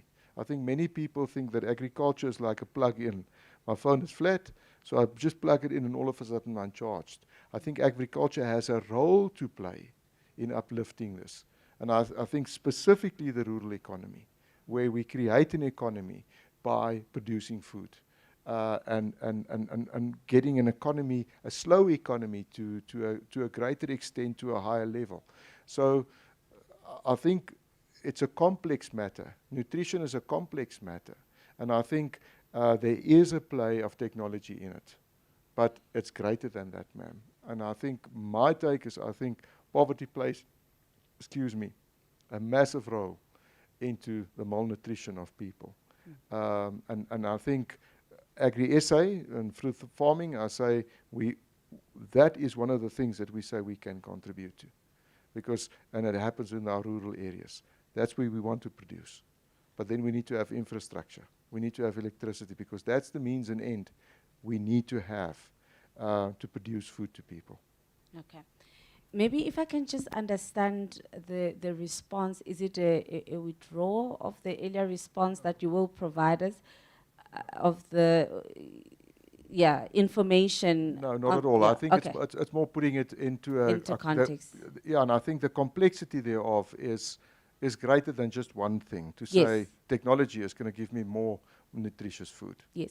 No, and certainly if maybe that's how my proposal landed, that's certainly not what I'm saying, that people can just survive on PAP. I mean, it's the same conversation that we'll be having around fortified food. Of course, it doesn't mean that people can only live on that fortified food item, but it recognizes that in the current context that we live in, every little bit that can be done to improve nutrition will help. Because the reality is, whether we wish it to be so or not, is that a lot of people cannot afford to have that balanced meal. So anything that can be done from the growing side to improve the nutritional value, to the production side through food fortification that can improve nutritional value, in combination with other efforts, is something that can go a long way in improving nutrition outcomes in the country. So it's just to qualify then So the I'm not proposition. retracting it. Yes. I'm showing you the complexity thereof. And the other thing is, remember, I'm not even the pop guy. I'm just the maize producer. I'm the primary producer. I'm not putting food together when we have when you go to a retailer. My take is, and that's what the commitment is, yes, we are committed as primary producers to make sure that we supply as far as we can, as good as we can, through technology, nutritious food. I think my plea is just we need to look into the complexity of what we deal with. Okay, thank you so much. The last two questions is just around food affordability. You do address it in your submissions, where you indicate that from your perspective, from farm gate, you try to keep the costs as low as possible, and that much of the food costs, will be between the farm gate and consumer. And I think it's similar submissions we received yesterday. And the question that I wanted to also, just to give you an opportunity to indicate whether, as an organization or as an association, is there an engagement between yourself and the retailers to look into this issue of why do food prices jump so much from farm gate to retailer? Is there any such discussions that are happening at an association level, and also given also the reports that have come out from the Competition Commission that also suggests that some of these retail prices really are not justified, by the costs, the input costs that go into that food. So I just want to understand whether you've had that engagement at all. I think just firstly, I think we also need to understand that there's a constant tension between the producer and the retail sector. I think the farmer wants more as much as possible, and the retailer wants to pay him as little as possible.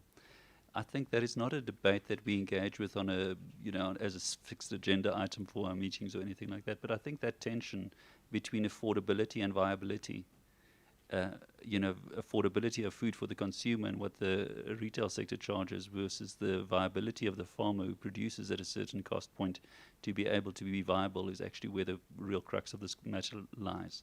So direct answer, no. I don't think that is something that we talk about. This is a complex food system that has so many facets on that front only that I don't foresee that is something that Agri-SA constructively engages with the retail sector as such. Again, also remember this is a whole long value chain. At each point there's a additional cost that's added to the final price that ultimately gets paid for by the consumer. And in that there's a very constructive role for Agri-SA to play as well. Water, a big issue, with respect to dwindling resources, fertilizer prices, transport, diesel, all these things all add into that conversation. And I don't want to belabor that too much, and I don't want to get into it too much, but it's not something that Agri-SA as an organization participates in an engagement with the retail sector as to the prices they charge for food. Okay. And so we have a lot of debate on the free market. So I've never met a retailer or a buyer that said, sure, this is too little. I need to pay you a bit more. And I've never met a farmer who said, this is too much. I'll give it to you for less. And if they have a good price, they always say to me, you need to understand all the gaps that I never received good money, I need to fill that up. That's history. So as Agri-SA, we do not participate in setting price or negotiations to price. But what we do is make sure there's a transparency in the cost of what we deal with. Say, for instance, the fuel price, what the effect of a fuel price is going to be on the production cost of a maize farmer or a wheat farmer. So again, the food security index, which we developed, put a lot of emphasis on the farmers themselves, on their profitability. So what you then do is you are transparent in the cost of production that you need to put in. So if you have a look, BFAP did a study, Bureau for Food and Agriculture Policy, on the price of food. And the price of food in South Africa is actually going down, not up. Now the question is, how did we survive as farmers? Production efficiencies. Instead of producing 9 tons, we're more effective in the way that we plant, we're more effective in the way that we harvest, lesser losses or waste. So we did it from 9 tons to 10 tons. So Agri-SA will never get involved in advocating price or advocating the farm gate price up to the retail price. But what we will do is we literally advocate transparency in the costing structures of what we deal with. Because if the price of the retailer is too much for our produce, we won't be able to sell it. So, but we can never get involved in fixing or to a certain extent predicting or even demanding what that price should be. We get involved in factors that we have control over to make sure that the price is fair and is less than what it could have been, like reducing of waste or the logistic errors that we deal with, and you have a lot of waste and on that road. So just one thing again, you do not negotiate with them on behalf of farmers. We never do that. And we also don't intervene in that space. Okay. I've run out of time. I'll just put 2 last questions and give over. I will not have a follow-up. And yes, but I can see that you are enjoying the conversation. We can go on and on. But unfortunately, my chairperson of the inquiry Um, yeah, I said my time is up. But just the last two questions then, just a follow-up on your answer, because I just want to ask then maybe a more pointed question about the food prices, given that there's no real conversation between yourself and retailers. As an organization, do you have a view on whether the current food prices at the retail level are justifiable, given the input cost that goes into producing food? Because there is a view, like I said, from Competition Commission that not all of them are entirely justifiable. Do you have a view on that as an organization? And secondly, and the last question, you engage my colleague on the issue of food waste, and you did indicate that some of it you do donate. But just as a follow-up, whether you do have data on the amount of waste that is produced by your members, if you are tracking that, and other than donating it, or if you have the data, how much of what is considered food waste is donated, and then how do you deal with the other food waste on the production side of things? So those are just my last two questions. Thank you so much.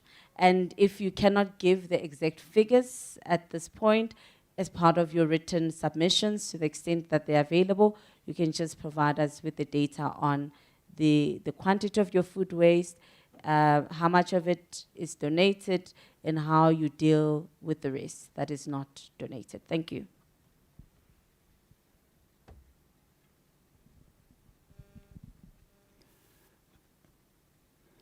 Okay, thanks. Good afternoon.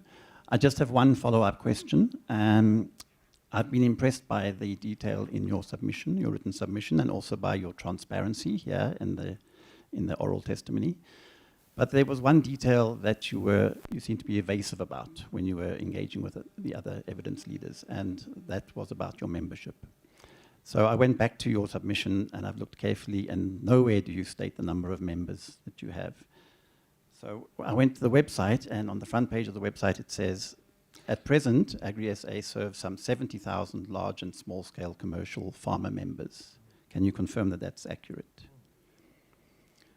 70,000. I thought I heard a different number earlier. I thought I heard 50. 15 and 70, okay. But yes? I will respond. Okay.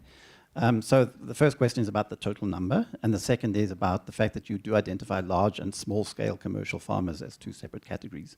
So I'm not sure why you were asking my fellow evidence leader to define a small-scale farmer when surely AgriSA has their own definition. Can I respond? Please. Yeah, so in the past and where we came from, the muscle was how many people belong to me. The new economy is about the influence that you have, the impact that you have. So I can take it up to 100,000 because I can calculate it through the structures that we have. So if I take 15,000 farmers through my provinces, you tick 15,000 farmers. If I go to Grains SA, that number belongs to me. Really? Is that what it's all about? So, and I'm saying it to myself. So the actual thing where we need to go to is what is the impact of agriculture in South Africa through AgriSA. So we're serving 70,000 farmers through the various industries that we deal with. But I've been here 3 years with AgriSA. We want to shy away from membership in our minds and get to a point where we say, are we influential? Are we influential in changing the structure of the food structure in South Africa? Mm-hmm. And I think for too long, we've been bound by politics, which put me in a category of color. That's why I said to you, a farmer is not a white Afrikaans-speaking commercial boer. That's not how we define it. And it's not defined by the membership, because it's so easy to go on social media and find new members. It's about the real impact of what we deal with. So I can put the real numbers down in the sense of if I calculate 23 industries and add all that numbers to mine, it would even be greater. But we intend not to go there. The reason why I want to talk about small and large scale farmers, our farmers is based on economy. And that's why we said we have small and large farmers, and I can tell you why we defined that. Because their needs are different. The need of mitigating risk for somebody being a large farmer is far, far different than somebody being a small-scale farmer. But I'm worried as a representative of agriculture in South Africa that we defined farming in such a way that we're actually missing the point out of where we want to be. And that's why I asked the question. There's no malicious intent from my side, and I don't think there's a difference. I think the point I wanted to make is to say everybody being involved in farming in South Africa contributes to the food system in South Africa. They are valuable. And because of our past, we defined certain people and we put them in categories, and they were superior and the others were nothing. And Agri-SA tend to go to say no. Everybody being involved in farming, even the ones that are not members with me, I want to serve through data. I want to serve through the way that we deal with the matter. In the past, and it might come out of our history and it might be fit for the time being, it was very based on membership. Our view is to say, how do we grow agriculture in South Africa? With respect, I think that's still evasive. And I'll tell you why. It's because of what you just mentioned about the history. Given South Africa's history and given the very problematic history of commercial agriculture in South Africa, you surely accept that this commission and the general public has an interest, a legitimate interest in knowing, for example, how many of your members are commercial large-scale farmers and how many are small-scale emerging farmers. How many are black, how many are white. We have an interest in knowing that. So my question is, under oath, do you not collect this basic information about your members, so you can't tell us, you don't have that basic data, or you don't want to tell us that information? No, the basic data we have, and the basic data for us is, I never defined a farmer being black and white in my data. So you don't know who's black and who's white of these 50,000 or 70,000 farmers? No, I You can't don't tell know. you it's 10% or 5%. What I can tell you is per province. I can tell you exactly per province how many farmers we have. And again, there's no black and white. In the province, it's 20 or 50 members. I think I'll leave it at that, and maybe the commissioners would like to take that issue forward. Thank you very much. Thank you to the evidence leaders. I'm going to start with Commissioner Kwinana. Do you have any questions? One or two. Thank you so much.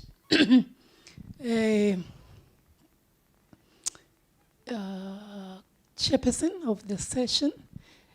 In fact, I also got worried that you are not willing to tell us the demographics of your members, and also the definition you provided regarding small-scale farmers vis-a-vis what you have also termed established farmers. Because truth be told, in South Africa, we're grappling with the inequalities that were presented by apartheid, and that's the reality of our country.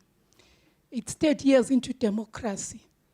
When you talk about farming, it's clear that we don't have a number of black farmers. One of the people that came to present here, who was from Limpopo, he yes, gave us a number of things that he thinks should be done. But he says the support is not there. And that's the reality of our country. So if you put in the human rights lens, which says to you, let's go to the Constitution. The Constitution that says that we are all equal before the law. There should be no discrimination. The fact that we are all supposed to enjoy dignity. And if you even go to the principle that a number of government sectors go by, the Batupile principle, Ubuntu being at the center of it, then it is important for us to understand that as for Agri-SA, who are you really representing? Who are your members?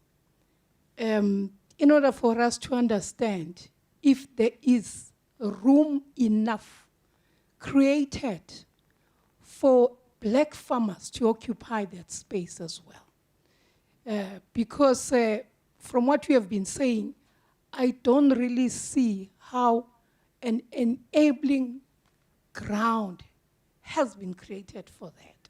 And not just black farmers, the marginalized, women, persons with disabilities, older persons that are of the view that ageism should not be applied to them. You know, saying we still want to be able to contribute economically in terms of into our country or into, you know, the spectrum of farming. So are those voices also amplified? So whilst you talk to demographics, are you also able to equally ensure that you then speak to these categories and say, this is where they are located, the youth? You actually, you made a very profound statement to say, in fact, your father is the one who instilled this into you. And I'm thinking you probably also drumming it into your children. You spoke about a daughter, in fact. I think you said something about your daughter, which is a very good thing, because you said farming is generational, and that's a great statement. But equally, whilst this could be located in families, we need to be able to come out and also open this space for others that would like to also enjoy these same rights that during apartheid time, they were only enjoyed by the few in the country. And we still see that the land, and that's what the minister even said, even yesterday, that the land is still not in the hands of the majority of our country. We still have the selected few, and I think you said the same thing in terms of occupation. In fact, I had written something on it to say, you know, the numbers that you gave in terms of where you are located. And you said there's a farmer everywhere. But who are these farmers? That question becomes very important. Can I pause there, Chairperson? Chairperson is saying, those are all my questions. I suppose maybe I just need to look at what else did I say then. I think this can also just accommodate it. You know, just the reason behind access, you said, infrastructure, the road and so forth. But access for me, it's also more than that. Who is occupying those spaces? There are farmers, ladies that testified. They're saying to us, it's very difficult to be in the farming space. In fact, there are periods when there's no income. And I would like you to please speak to that.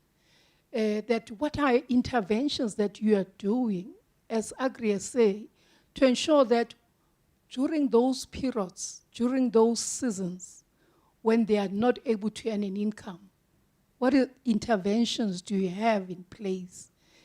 And children have to travel hours on end to schools. Years ago, I don't know if you know this, most of the farmers would have ensured that there was even a school in that farm, and which were funded by government. And children did not have to then travel very far in unsafe spaces.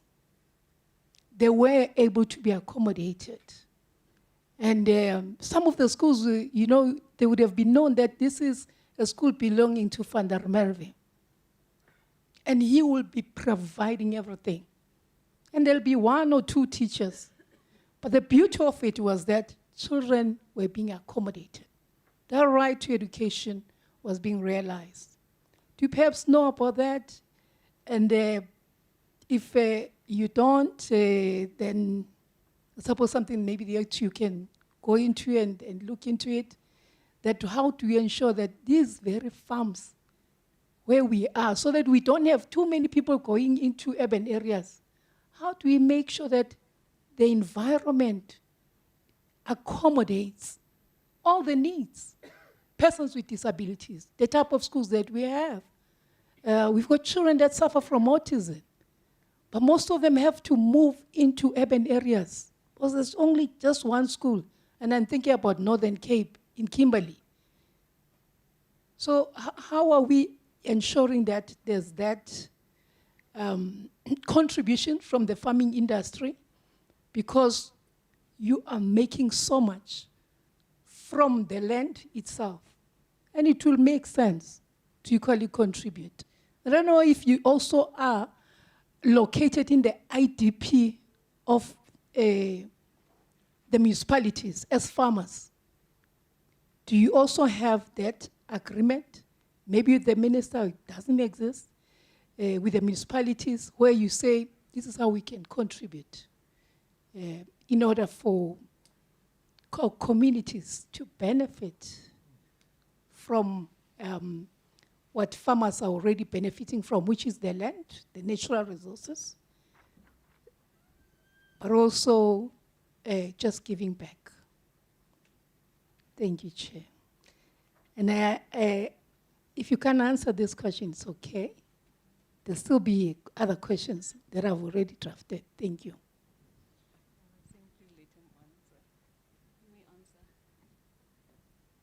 You may also comment in terms of the comments and the questions from Commissioner Guinan.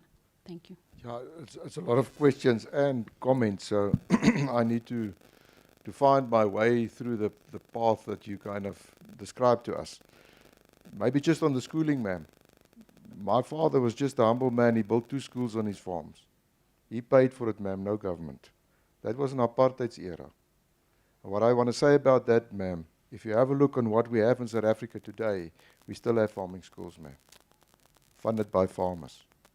If you go into the Western Cape and you go and sit down in little communities, you will find the contribution of local people contributing into the system without structure. What I mean by that is without going through the government structure in dealing with it. So I think what you mentioned is there's a spontaneous way of many of the things happening in South Africa not being documented, not being stated.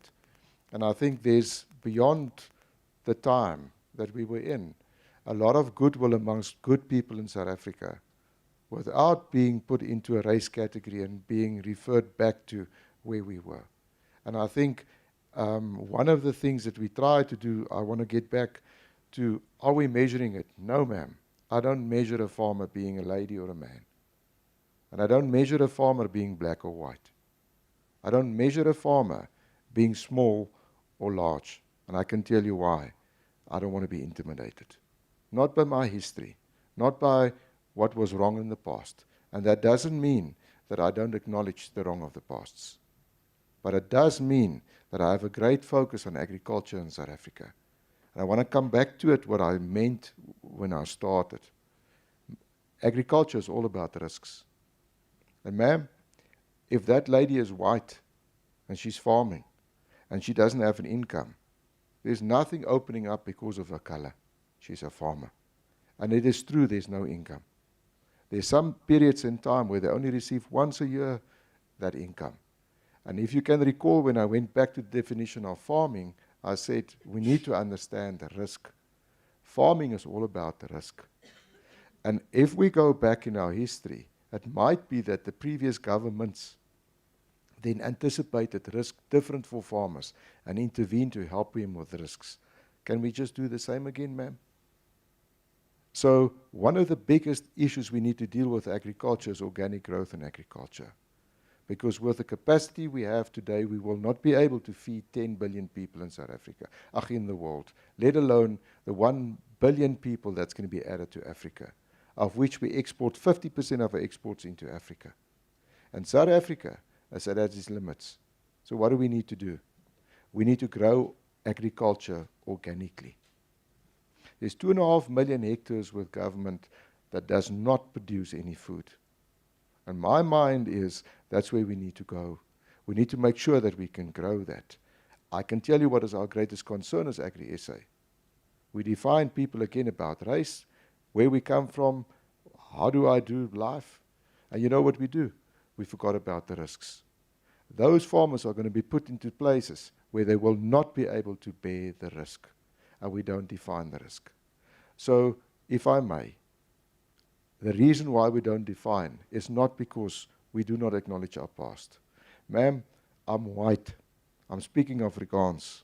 I grew up Afrikaans. I battled to speak English. I need to think. All the mannetjies in my head need to go for English. I'm so proud to be South African. I'm so proud to be part of this country. And I do not walk away from my past. But what I do embrace is the future that we have. And what I do see as somebody playing a part, a small part, in what needs to be for South Africa as a farmer, I need to say to you, ma'am, whatever we do, it should not be based other than mitigate the risk of that farmers. Which gender is involved? Which color is involved? I don't get away from that. But the foremost thing we need to go to is mitigating risk. We failed so many people in the past 30 years by giving them land without assistance. If I didn't have a father being a farmer, ma'am, I won't be able to sit here. Why? Because he impounded it into my mind, into my head. I drink, I sleep, I eat what I do. Why? And that's what I meant by generational. Now we want to pull people in, not knowing of all the risks that's going to come. That's natural in my mind. I know that cattle can only birth once a year. So you're not going to have two incomes. It's once a year. I know when to stagger it. Why? Because I have a father who taught me that. Now we want to put people into places, make them successful, but let go. And do you understand that I'm an advocate of managing the risk of farmers and small-scale people, and it depends on where they live and with what they farm, have different needs to mitigate that risk. We fail them as South Africa if we just give them a piece of land. We also fail them if we don't give them land. But the uttermost part is we fail them if I categorize people and not looking into the risk of being a farmer in South Africa. That same risk goes for all the colors, goes for all the people, all the genders, but we don't define that risk. And that's why we don't define in our membership anything regarding that with no other reason. Because agriculture belongs to people who live in this land and working with their hands in soil and live from that soil and produce from that soil for the benefit of South Africa. So I'm just worried that you're going to think that as being a commercial farmers union for 122 years, I'm stuck in my mind that there's only one species that lives, that's the commercial farmer in South Africa. In our minds, there's only one species that lives. It's the farmer of South Africa. And that's defined not by color. That's not defined even by our history. It's defined by who are the people that need to produce food in South Africa.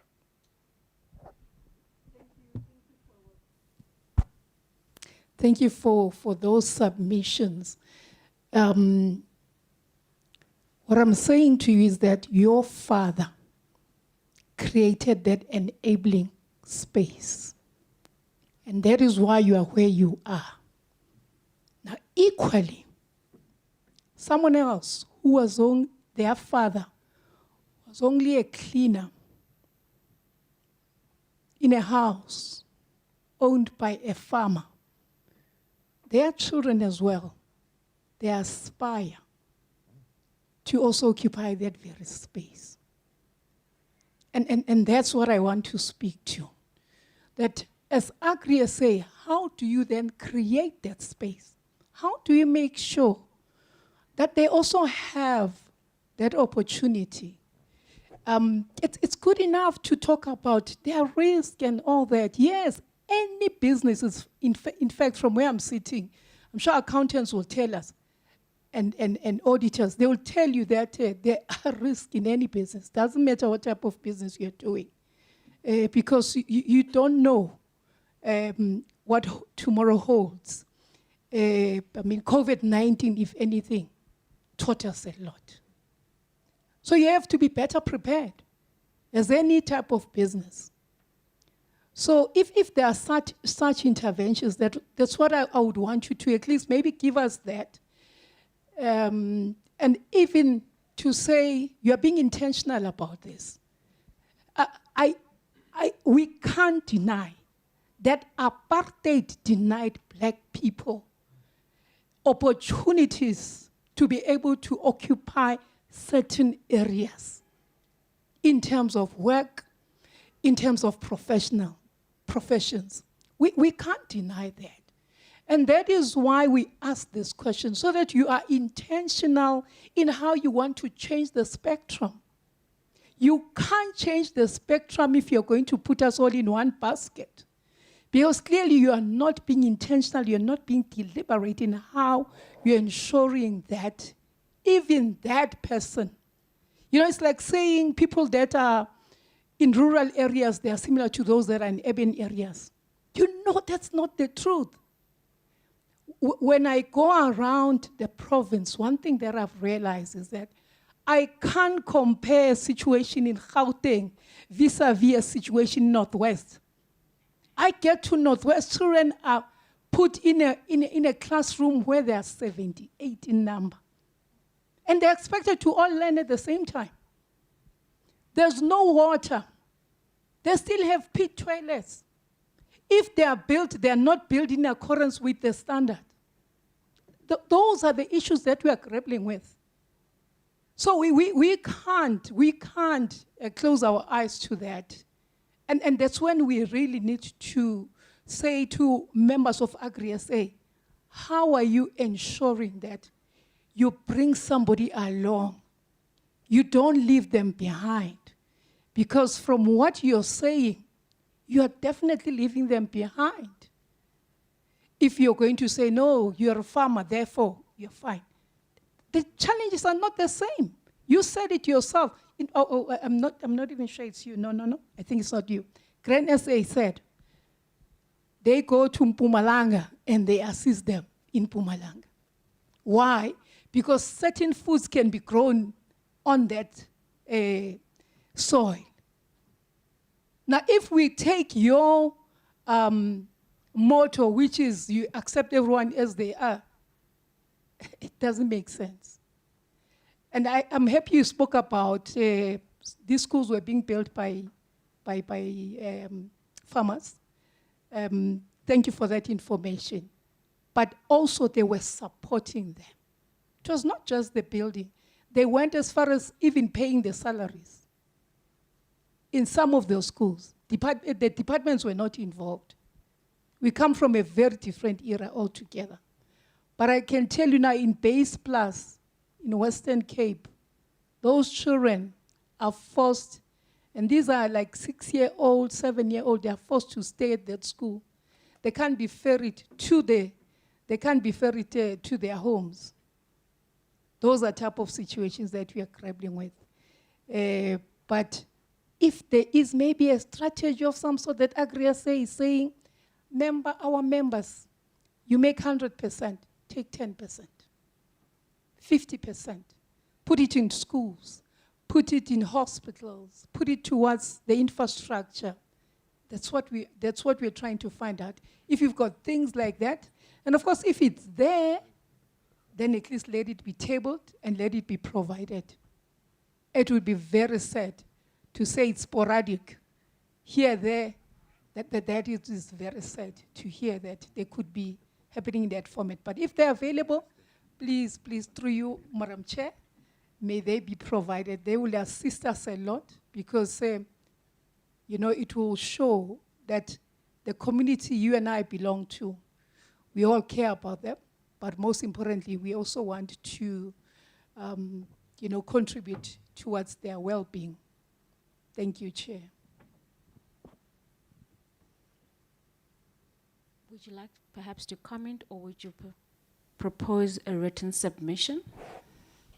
No, I think the comment is, I'd rather comment than put a submission in. I think the comment is, maybe you missed my heart by saying that, and it's not generalizing, by putting everybody into the space of, well, we all have risk. I think you missed my heart. I think you missed the point in what I stated. I said the following. I said, If you're a white farmer and you plant maize in Mpumalanga and you farm next to the other guy who's a black farmer, because of our past, we think the risks are different.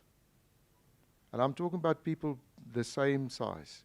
I don't disagree to what you say, and the schools that you mentioned and that you spoke about, that schools are still maintained by farmers. But ma'am, I think something did happen. You know, that same people that stayed on the farm are going to the schools in town now, which they didn't have in the past. So there's a lot of play in this. So just on the basis of why the classification for us is different, is not to deny it, not to put it away, not at all. I understand exactly what you're talking about. But the moment that you start to focus on how do I mitigate the risk of that small scale farm, and I can use Grains SA. They have a brilliant program. So they're a member with us. So all the industries that are members are adding a lot of value. We're going to bring out a report now, and I might supply you with a report on specifically development in agriculture and the money that we put and the structures that we put in place. But what we've seen with this is we miss the risk of people, and specifically women living in rural areas. And then you define that woman in rural areas, but it's defined about the risk that she needs to overcome. And how do we speak into that risk? So it's not to shy away, it's not to walk away. And I think the best would be to submit the report to you. It's going to be public anyhow. The report, I would submit the report to you in showing you the actions that we have as organized agriculture to participate exactly in what you say. If I go back to the risk, and that's what we are so worried about. We have this nuance in our minds to say people don't have land, so they don't have access. Now we give them land without support. My father gave me support, ma'am. Where are the structures? So if I go back and I sit down with Minister Nyonsu and deal regarding the matter, I say to him, sir, I'm a South African and I'm concerned because the land that we are going to give to people that farm, they never grew up as me, being a farmer boy, woke up 3 o'clock in the morning to understand this world. You're unfair. How can we intervene and help? How can we help those people?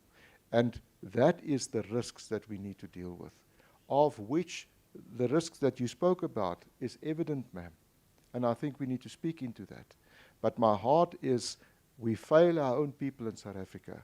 We fail our black people who came from being a janitor and has the opportunity to be one of the best farmers in the world because we never supported Thank you. them. See, there's a request that we have a quick stretch break. Can we just have a quick stretch break for 5 minutes? I know that you have been with us for a while, but I think your conversations, you have actually incited us to have more conversations. But can we just have a quick comfort break? We'll be back at 1:10. Thank you.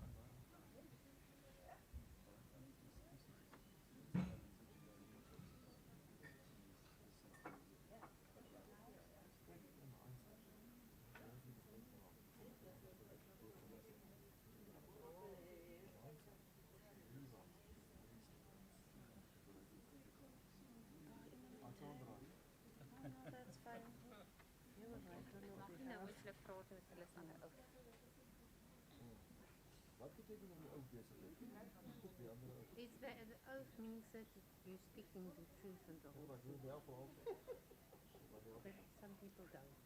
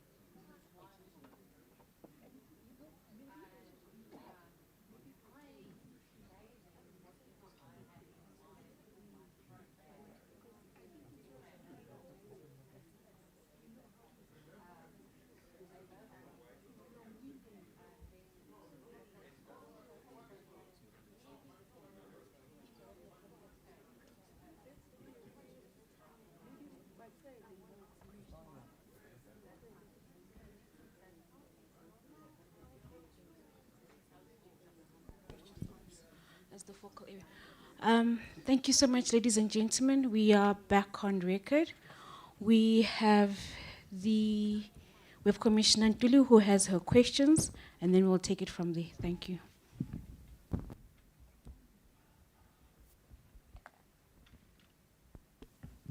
Thank you, Chair of the Inquiry. Good afternoon, gentlemen. Thank you so much for engaging us. Many of my questions have been answered, but there are some clarity-seeking questions. And perhaps in the backdrop of your engagement with Commissioner Kwinana, I'd like to ask clarity-seeking questions in the form of more direct questions, and I'd appreciate more direct answers. As the South African Human Rights Commission, we are also in business, but we are in the business of transformation.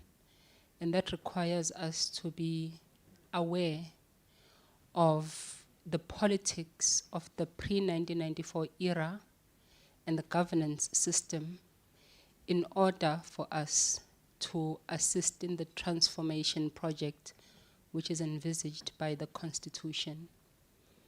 The lawyer for Agri SA did also indicate that Agri SA submits itself to the constitutional framework, which constitutional framework then centers the notion of transformation.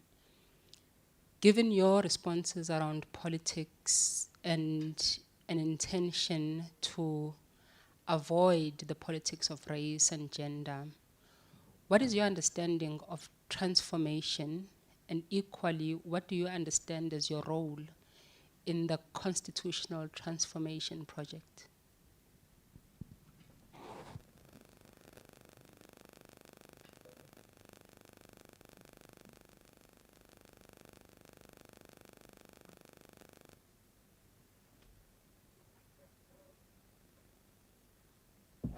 I need to think.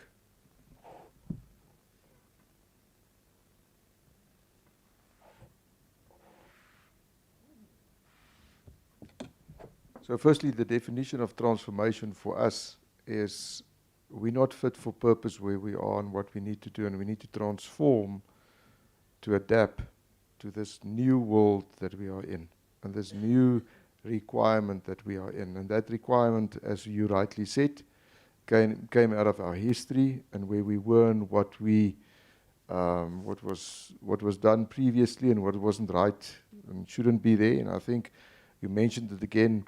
The reason why we don't want to focus on politics is because we're farmers. And my business is farming, ma'am, it's not politics, although I can't escape politics because we live in a world full of politics. But transformation is a concept where you need to go from one level to a next level. And I think if there's one thing that we did state, is that Agri SA is for transformation. I think we also submitted that in our writing to say that we are there and we do submit for transformation. I think one thing that is debatable, which I hear you talk about, is what should be the contribution of farmers towards transformation. And I think that's a very long discussion because, again, I defined rightly on the risks that people deal with when they are in agriculture. So somebody being a farmer on a 10,000 hectare, farming with 1,000 ewes, turnover might be 1 million a year. If you deduct all the costs, there might be left an owner's salary of maybe 150,000 a year. What do you expect from that farmer to be in transformation? So I think, if I may again, we also bring out a report of transformation and the contribution and the I would say, the initiatives that we take as organized agriculture, and then specifically the grouping that I spoke about being the commodities, in what is our contribution to transformation. That report is coming out now, and I would do that as a submission to you. Thank you so much, CEO. We appreciate that. Given that your understanding of the definition of transformation, particularly in the current context, and you, to quote you, we are not fit for purpose, are you able to clarify what are the indicators that define what not being fit for purpose is. And I'm asking this as a follow-up in order to get a sense of your own appreciation of the role of Agri-SA in then addressing these indicators that define us as not fit for purpose.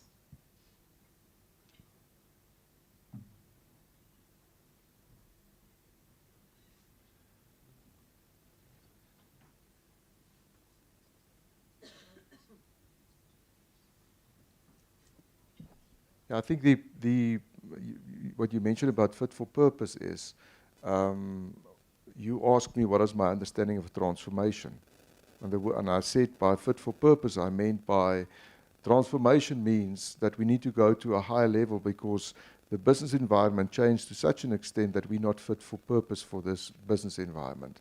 And where do we need to go to? So transformation, we made it a political concept by black and white. That's what transformation means.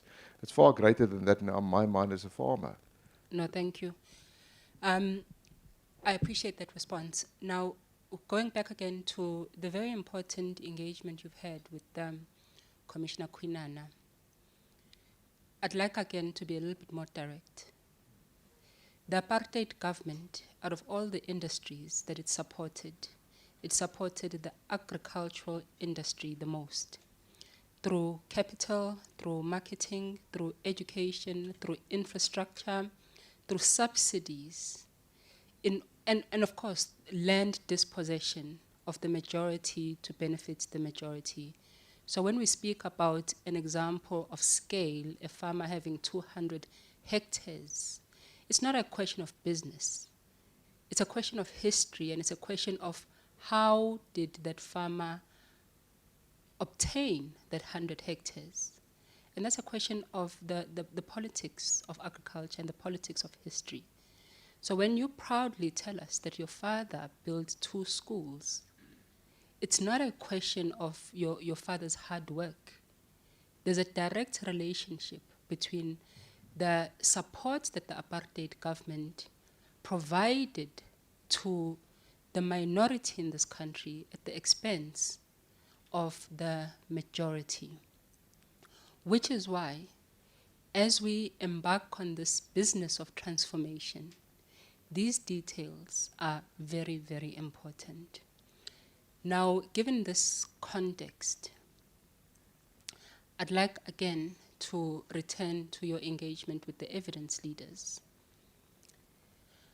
You, in your engagement with evidence leader Mlombo, you indicated that your membership base is 15,000, and these are paid members, and they are individual members. The Prof then engaged you further on that, Prof Devereaux, and he questioned the numbers that you have provided in your website, which is 70,000. And we asked for a distinction between the 15,000 paid membership and the 70,000. I thought I was hearing you say the difference is the reach, that you've got 15,000 paid members, but you reach 70,000 farmers. Are you able to place for us on record the clarity in terms of the distinction between the 15,000 paid members and the 70,000 reach? Who are the reach, and in what ways do you monitor that reach? I'm an emerging farmer myself, and I practice permaculture principles. Now, would I be counted in that 70,000? And in what ways do you monitor that number? So I think the 15,000 is stated by membership, and I think I clarified to say that is correct. And then I also said that the organization is also, the members is also, say, the maize industry. I asked the question, do you want to see that also as members, because the Grains SA is a member of Agri-SA. Now, is his members then also a member of Agri-SA? But I'd rather ask you a question. So you also know in farming, ma'am. I suppose then you utilize the roads where you farm. You utilize water. You utilize, if you go to a market, the free market system where you are. So with respect, sir, our time is limited. Yeah, can The I question is, are you able to assist us in making a distinction between the 15,000 paid membership and the 70,000 reach? So what we are trying to understand is the relationship between these numbers, but also in what ways do you monitor and assess your reach as an organization? So, ma'am, if we advocate for policy on water, I don't do it just for 15,000 people. I do it for you also, not even being a member. And I think that's the reach that we talk about. And my hope and our gain in Agri-SA is to say, can we get to a point where we say, whatever we do it our uttermost for every farmer in South Africa. So membership-wise, 15,000, reach. My heart is, can we reach every farmer in South Africa? And when I advocate for policy on water, whatever I advocate, what goes for the commercial farmer, for the medium, the small, the large, should be in the same manner. So the 70,000 is the general registered population of farmers in South Africa is 70,000. And by virtue of your advocacy work, you are saying when you advocate for access to water, it's not just for your members, it's for all of the farmers in South Africa, and that total number is 70,000, and that's how you get to the number 70,000. No, ma'am. I didn't say 70,000 is the total number of farmers in South Africa, and that's what my advocacy is all about. If I have a look at the membership of where we are, I need to go and have a look on how they calculated the 70. That would be where Grains SA, when you put everything together, you say, just in the community that we serve, which is membership, and you push up, that might be then the 70,000. So if I take the pig industry, if I take the grains industry, if I take the fruit industry, and you add up all their memberships, I think that's maybe where they got to their 70.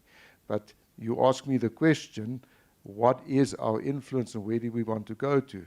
I say I think we need to look at influence, and that's what I meant by saying if I advocate for water in South Africa, it's for everybody that utilize water being in farming. Thank you, sir. I have not asked you what your influence is and where you want to go. The question was specifically a numbers question. I will, though, ask the question of influence later.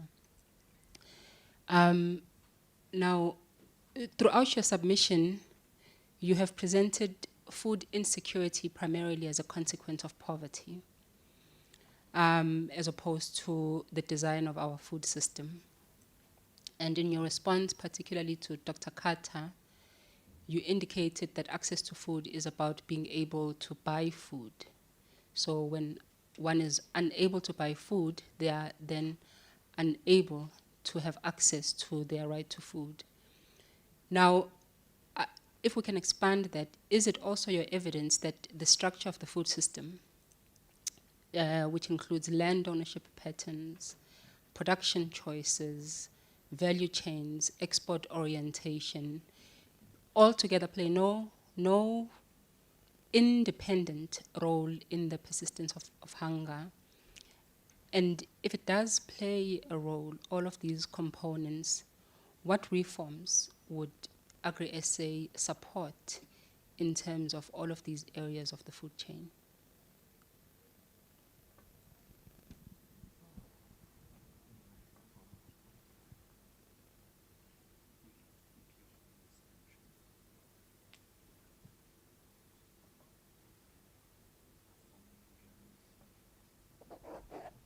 Ma'am, do you mind if I respond on that in writing to you? So Yes. it's nothing that I don't want to answer the question. It's just because I think there's meaningful evidence that we already participate in that. Just one comment on what you said. I think I can't agree more to you. Our food system needs to be transformed. We need to have transformation, ma'am, in our food system, because I think our food system should play a greater role in eradicating hunger and specifically food insecurity. I think it's a complex answer that needs to be given, and I would rather like to respond to that in writing. Not shying away from it, but just also advocating and saying we are of the I would say the opinion as Agri-SA that we need to revamp our food system in South Africa. What I do want to say with that is based on data, based on evidence out of a food security index, then you would know how to revamp and transform your food system in South Africa. Thank you very much. Would you agree that at the center of the transformation question is race?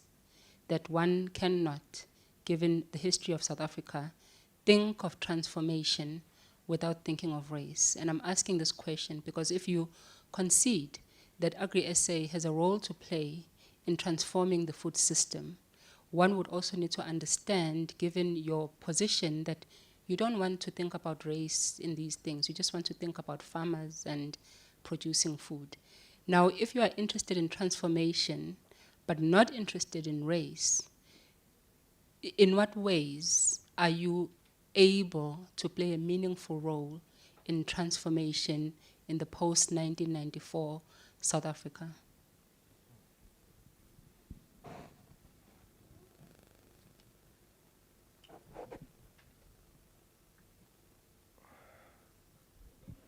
I think you need to understand my heart because you want to push me into a space it feels.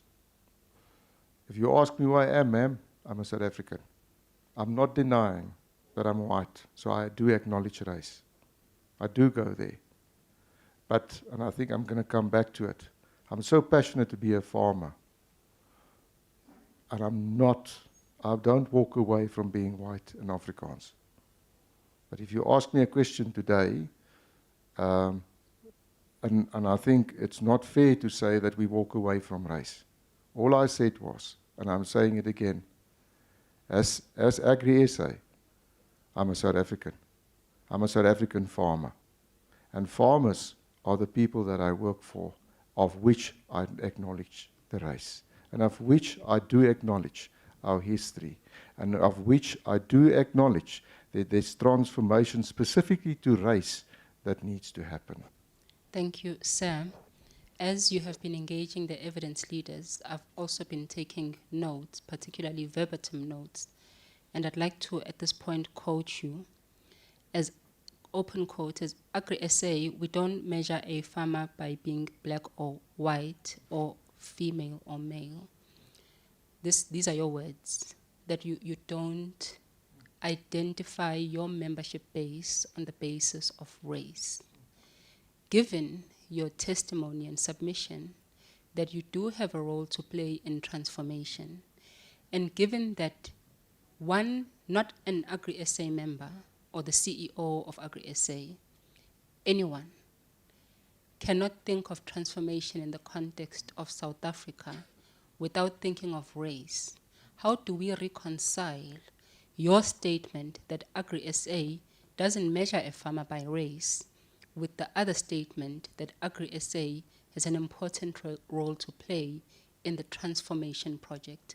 And I'm not addressing you as an individual, so you as an Afrikaans man, in the way that you are responding, this is not an attack on you as an individual. This is a much bigger project of transformation in South Africa. And we are interested in Agri-SA and not you as an individual. Thank you so much. I think because the focus is on farming, ma'am. Yes. I think that's the short answer to it. And again, I'm going to say it. If we say that if we don't measure, I don't have a membership based on race. I have a membership based on farming. And I think if there's one thing that Agri-SA pushes to say, we have a role to play in farming, not walking away from race, not walking away from who we are. So it might be that my understanding of stating that Agri-SA does not qualify somebody according to race, it doesn't mean I didn't acknowledge it. It doesn't mean that I didn't buy into and didn't play into transformation being gender or race specific. That's not what I meant. I think the meaning of what I said was, and I think that's where it comes in, I'm a farmer, I want to farm. And there are so many people being like that, black and white. And it does mean that if we look into transformation, and the definition I gave is that we're not fit for the times that we are in, gender is for sure in that package. No, thank you, sir. We appreciate that response and the sincerity with which you are engaging. We note and appreciate it. Now, given your commitment to transformation, and given that you have a membership base that you are able to identify your members, can you commit to, even as supplementary submissions, give us your demographics, your racial demographics and your gender demographics? Out of the 15,000, how many of these are African and how many of these are not African or white or Indian or colored, and all of the other demographic groups that are represented in democratic South Africa? I told you I don't know. I do not know. As I sit here, I can't tell you how many white, black, and yellow I have. No, we appreciate that you don't know now. But given that your membership is paid, so you have a name and a surname, and you are able to communicate with your membership base, are you able to provide that information? If you don't have it, then to source it from your membership base so that we are able to, at the end of this exercise, get a sense of how many of the 15,000 members of Agri-SA fall into these racial categories and gender categories and other categories as mentioned by Commissioner Kwinana. Can you please speak to the mic? I will do my uttermost to get you the data. Thank you so much. We appreciate that. Now, moving on, in your response again to the evidence leaders, you indicate, and I quote you once again, open quote, "We are the custodians of the resources before us through whatever means they are obtained," close quote. Given that the main resource of the farming industry is land, then one would superimpose that submission to say we are the custodians of land through whatever means we obtain them.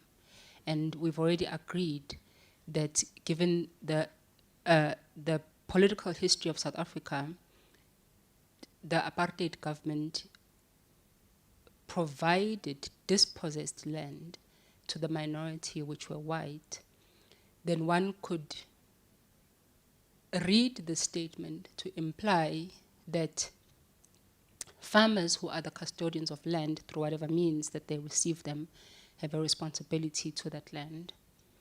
Now, given your understanding then of food being about the ability to buy, the Commission is interested in your position on the relationship between access to land on the one hand and access to food on the other hand, and more generally the position of Agri-SA on land reform and the right of people and communities to grow their own food and, of course, as a result, then attain access to food.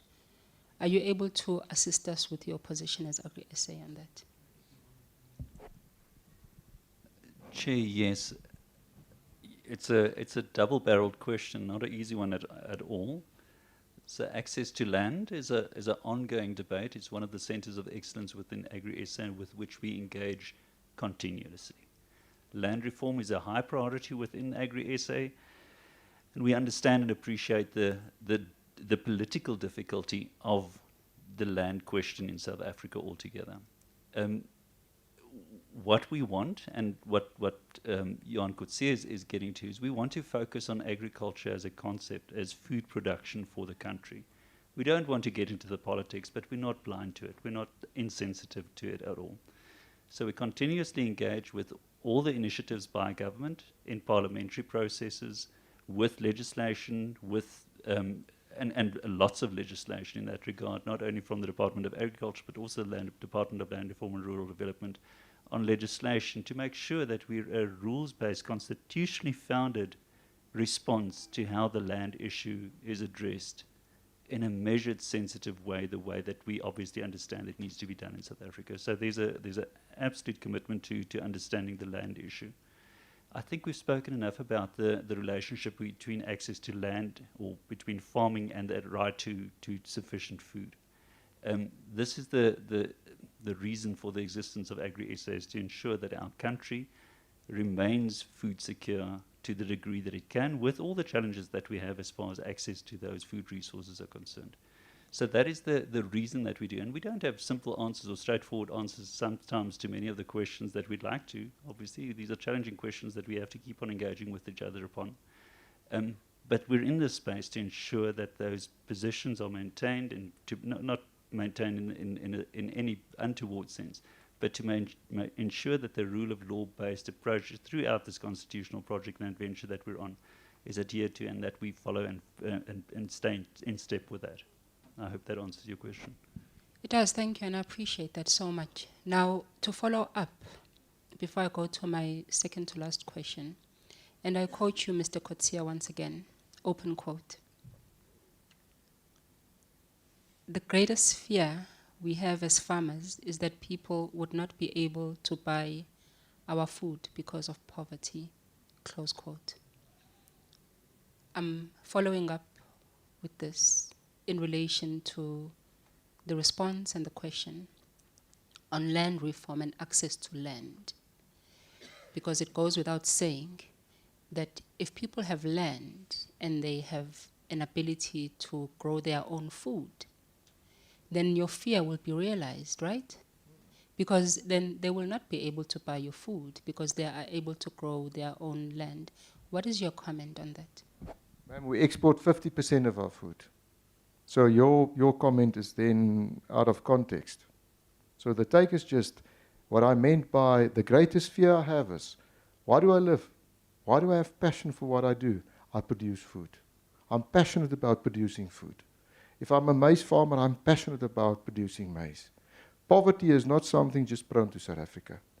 Poverty is prone to our neighboring communities, our neighboring countries. It's prone to Africa. And the moment that we don't deal with that, my fear is, for what are we going to live? Why are we here? Why do we produce food? So it's not just prone to South Africa. And then to counter also to what you said of your understanding and out of context then in my mind is, I said to you, ma'am, we need to grow agriculture organically. We need to have more farmers. We cannot just have the farmers we have. We cannot just utilize the land that we utilize now.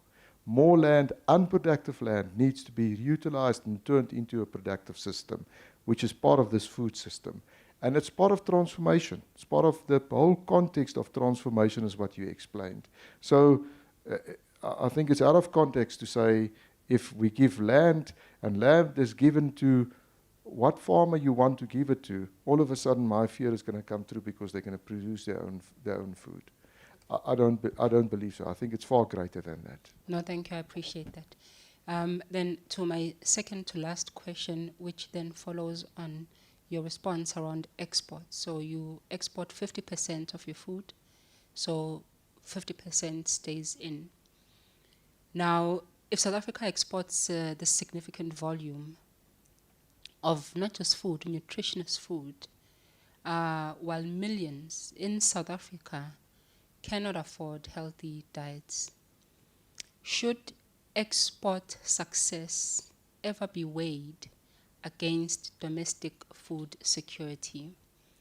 In other words, does Agri-SA believe there are circumstances in which domestic food needs should take precedence over export markets?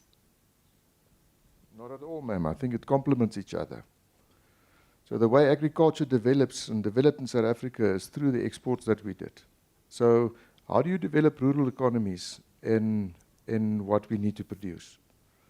So exports is one of the channels that we have to maintain money that you bring money back into. So I think the relationship you try to, or you explain to is, it's not in the context as what we understand it as farmers.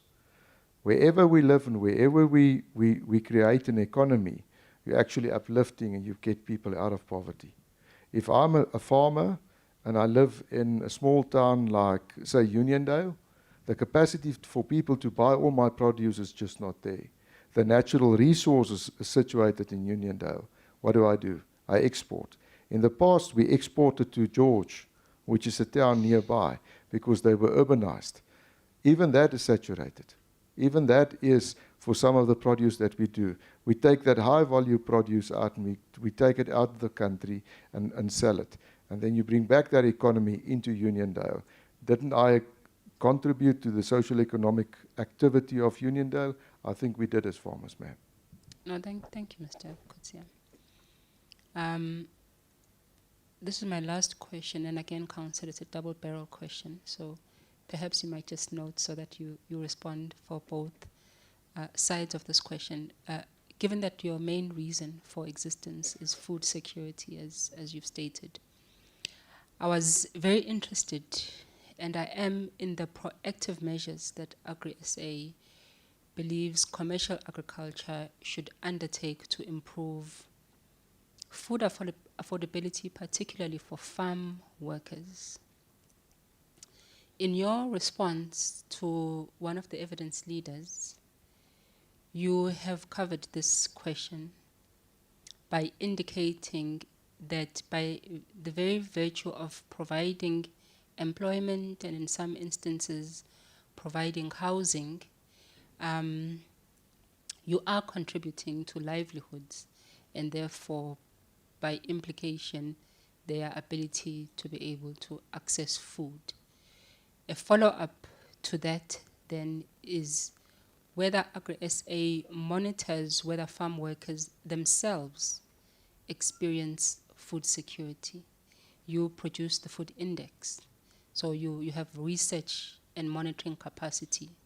And within that monitoring capacity, do you have capacity to monitor the quality of the life of farm workers, particularly their access to food, and what percentage of farm workers earn enough to be able to afford the National Nutritious Food Basket? You spoke about the food basket earlier.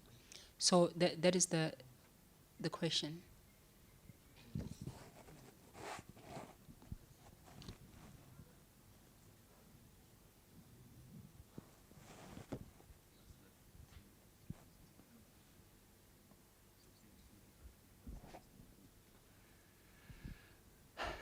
Chair, sorry for the deliberation. This is a very difficult question to ask. I think it would be wonderful to know whether there's food strain or food security strain for each and every individual farm worker in South Africa. But I think the facts speak for themselves to a degree, and I'm sure there might be grey areas in my mind or my own thinking about this.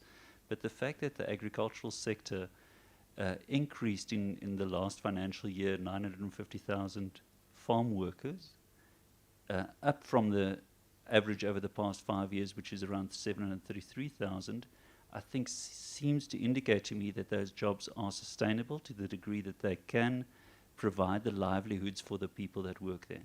I also need to say this, I think there's no farmer in South Africa that wants his farm worker not to be able to arrive at work and to do the job that he needs to do, coming to work with an empty stomach. I think that if that is where the question is going to, it would be wonderful. I don't think we have that information. It might be a good suggestion for us to follow up on that.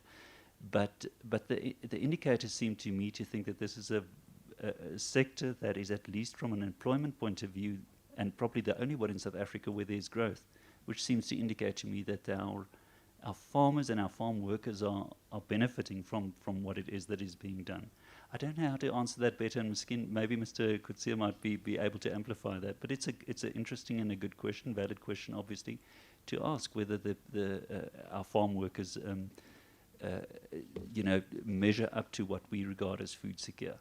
We also, obviously, there's context also that needs to be taken into account. Lots of the farm workers reside on the farms, and they have those services that are provided through the farm to them to also enable them to have that. And this I have to say with conviction, have that dignified work to be able to continue and to thrive within the sector that we love in particular. Making sure that those contributions that are not only related to the wage that he receives is also taken into account, the housing element, the transportation elements, all those extra things that are also included within the space. again, you know, this is a question that a person can keep on answering and responding to, but it's a valid question, a good question to ask whether this is something that needs to be factored into our calculations with respect to food security of farm workers. I assume Mr. Kutsia doesn't have any additions, which is fine. My last question, Chair, as a follow-up, you do mention that most of the farm workers live on the farm and some don't. This question is more interested in those who live on the farms.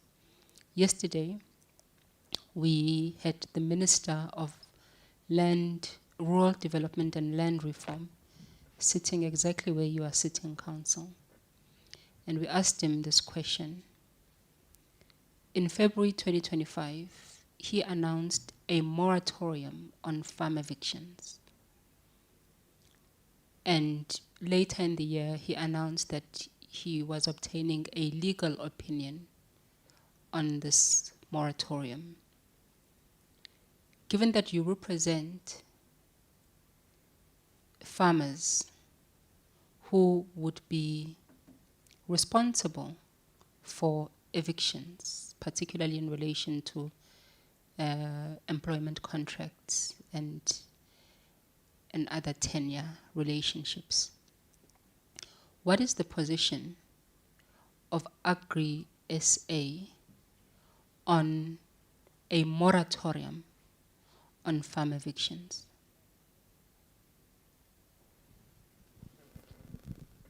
Again, a triple barrel question.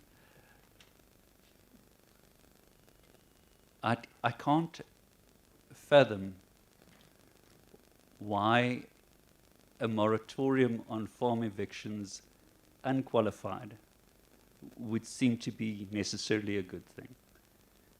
I think it's a very difficult question. Obviously, there might be reasons why evictions might be necessary, including that the people that are living in this particular area might not be safe or have the right accommodation or whatever the circumstances might be. So it's a highly nuanced question, Chair, and I'm not sure whether Agri-SA, and obviously we're an organization that works through mandates, you know, from our representative structures, whether it has a position on whether moratorium should be extended or lifted altogether. But it's a nuanced question. It's not a simple one in that regard. Again, the law is what it is. We have a strongly enforced constitutional right to property, to dignity, to all the rights that are enshrined, you know, in the Constitution that protect unlawful evictions and such.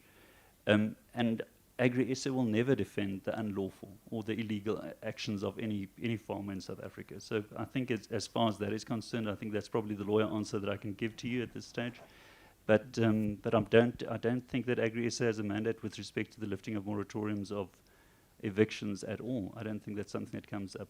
What I can say, though, is that it's a fundamental issue within South Africa, within Agri-SA's ranks, is about the dignity of everybody who contributes to food security in South Africa, including in particular the farm workers. Thank you so much for closing with that response. The dignity of everyone who contributes to food security in the country. And we all know that the biggest contributors are not necessarily the farmers, but the farm workers who toil the land, many of whom, for various reasons, are evicted from the land, many whom would have known it to be home for their lifetimes. The South African Human Rights Commission monitors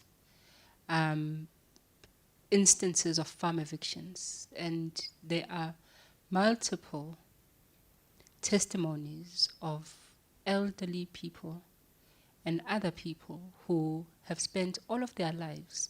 You are a rural citizen, Mr. Kutsia.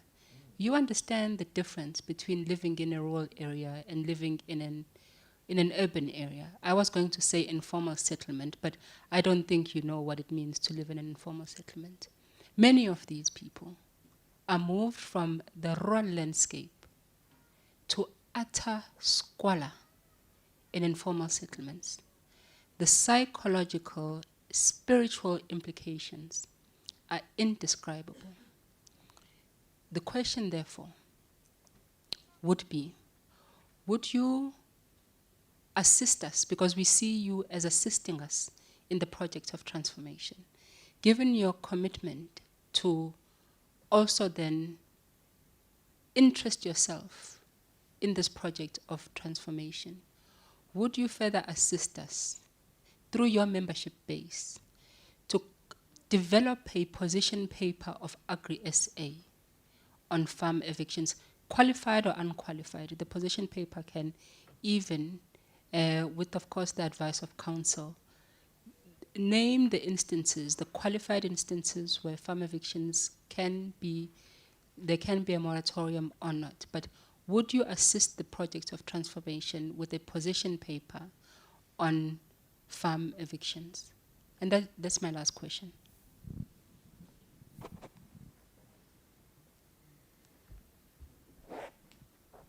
Yes, ma'am.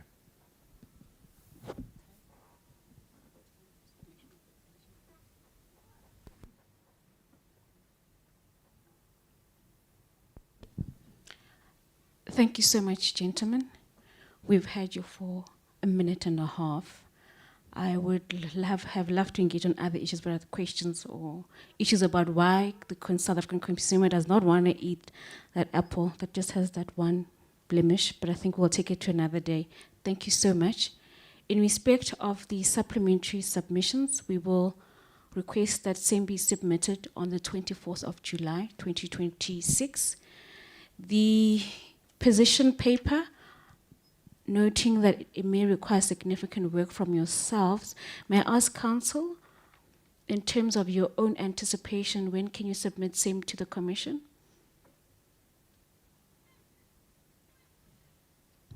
Chair, if the deadline is the 24th of July of this year, then we'll endeavour to get it to you by the 24th of July. And if we can't, then we'll tell you why. We won't be closed about it at all. Some of these are difficult questions, obviously, and they're very often data-driven.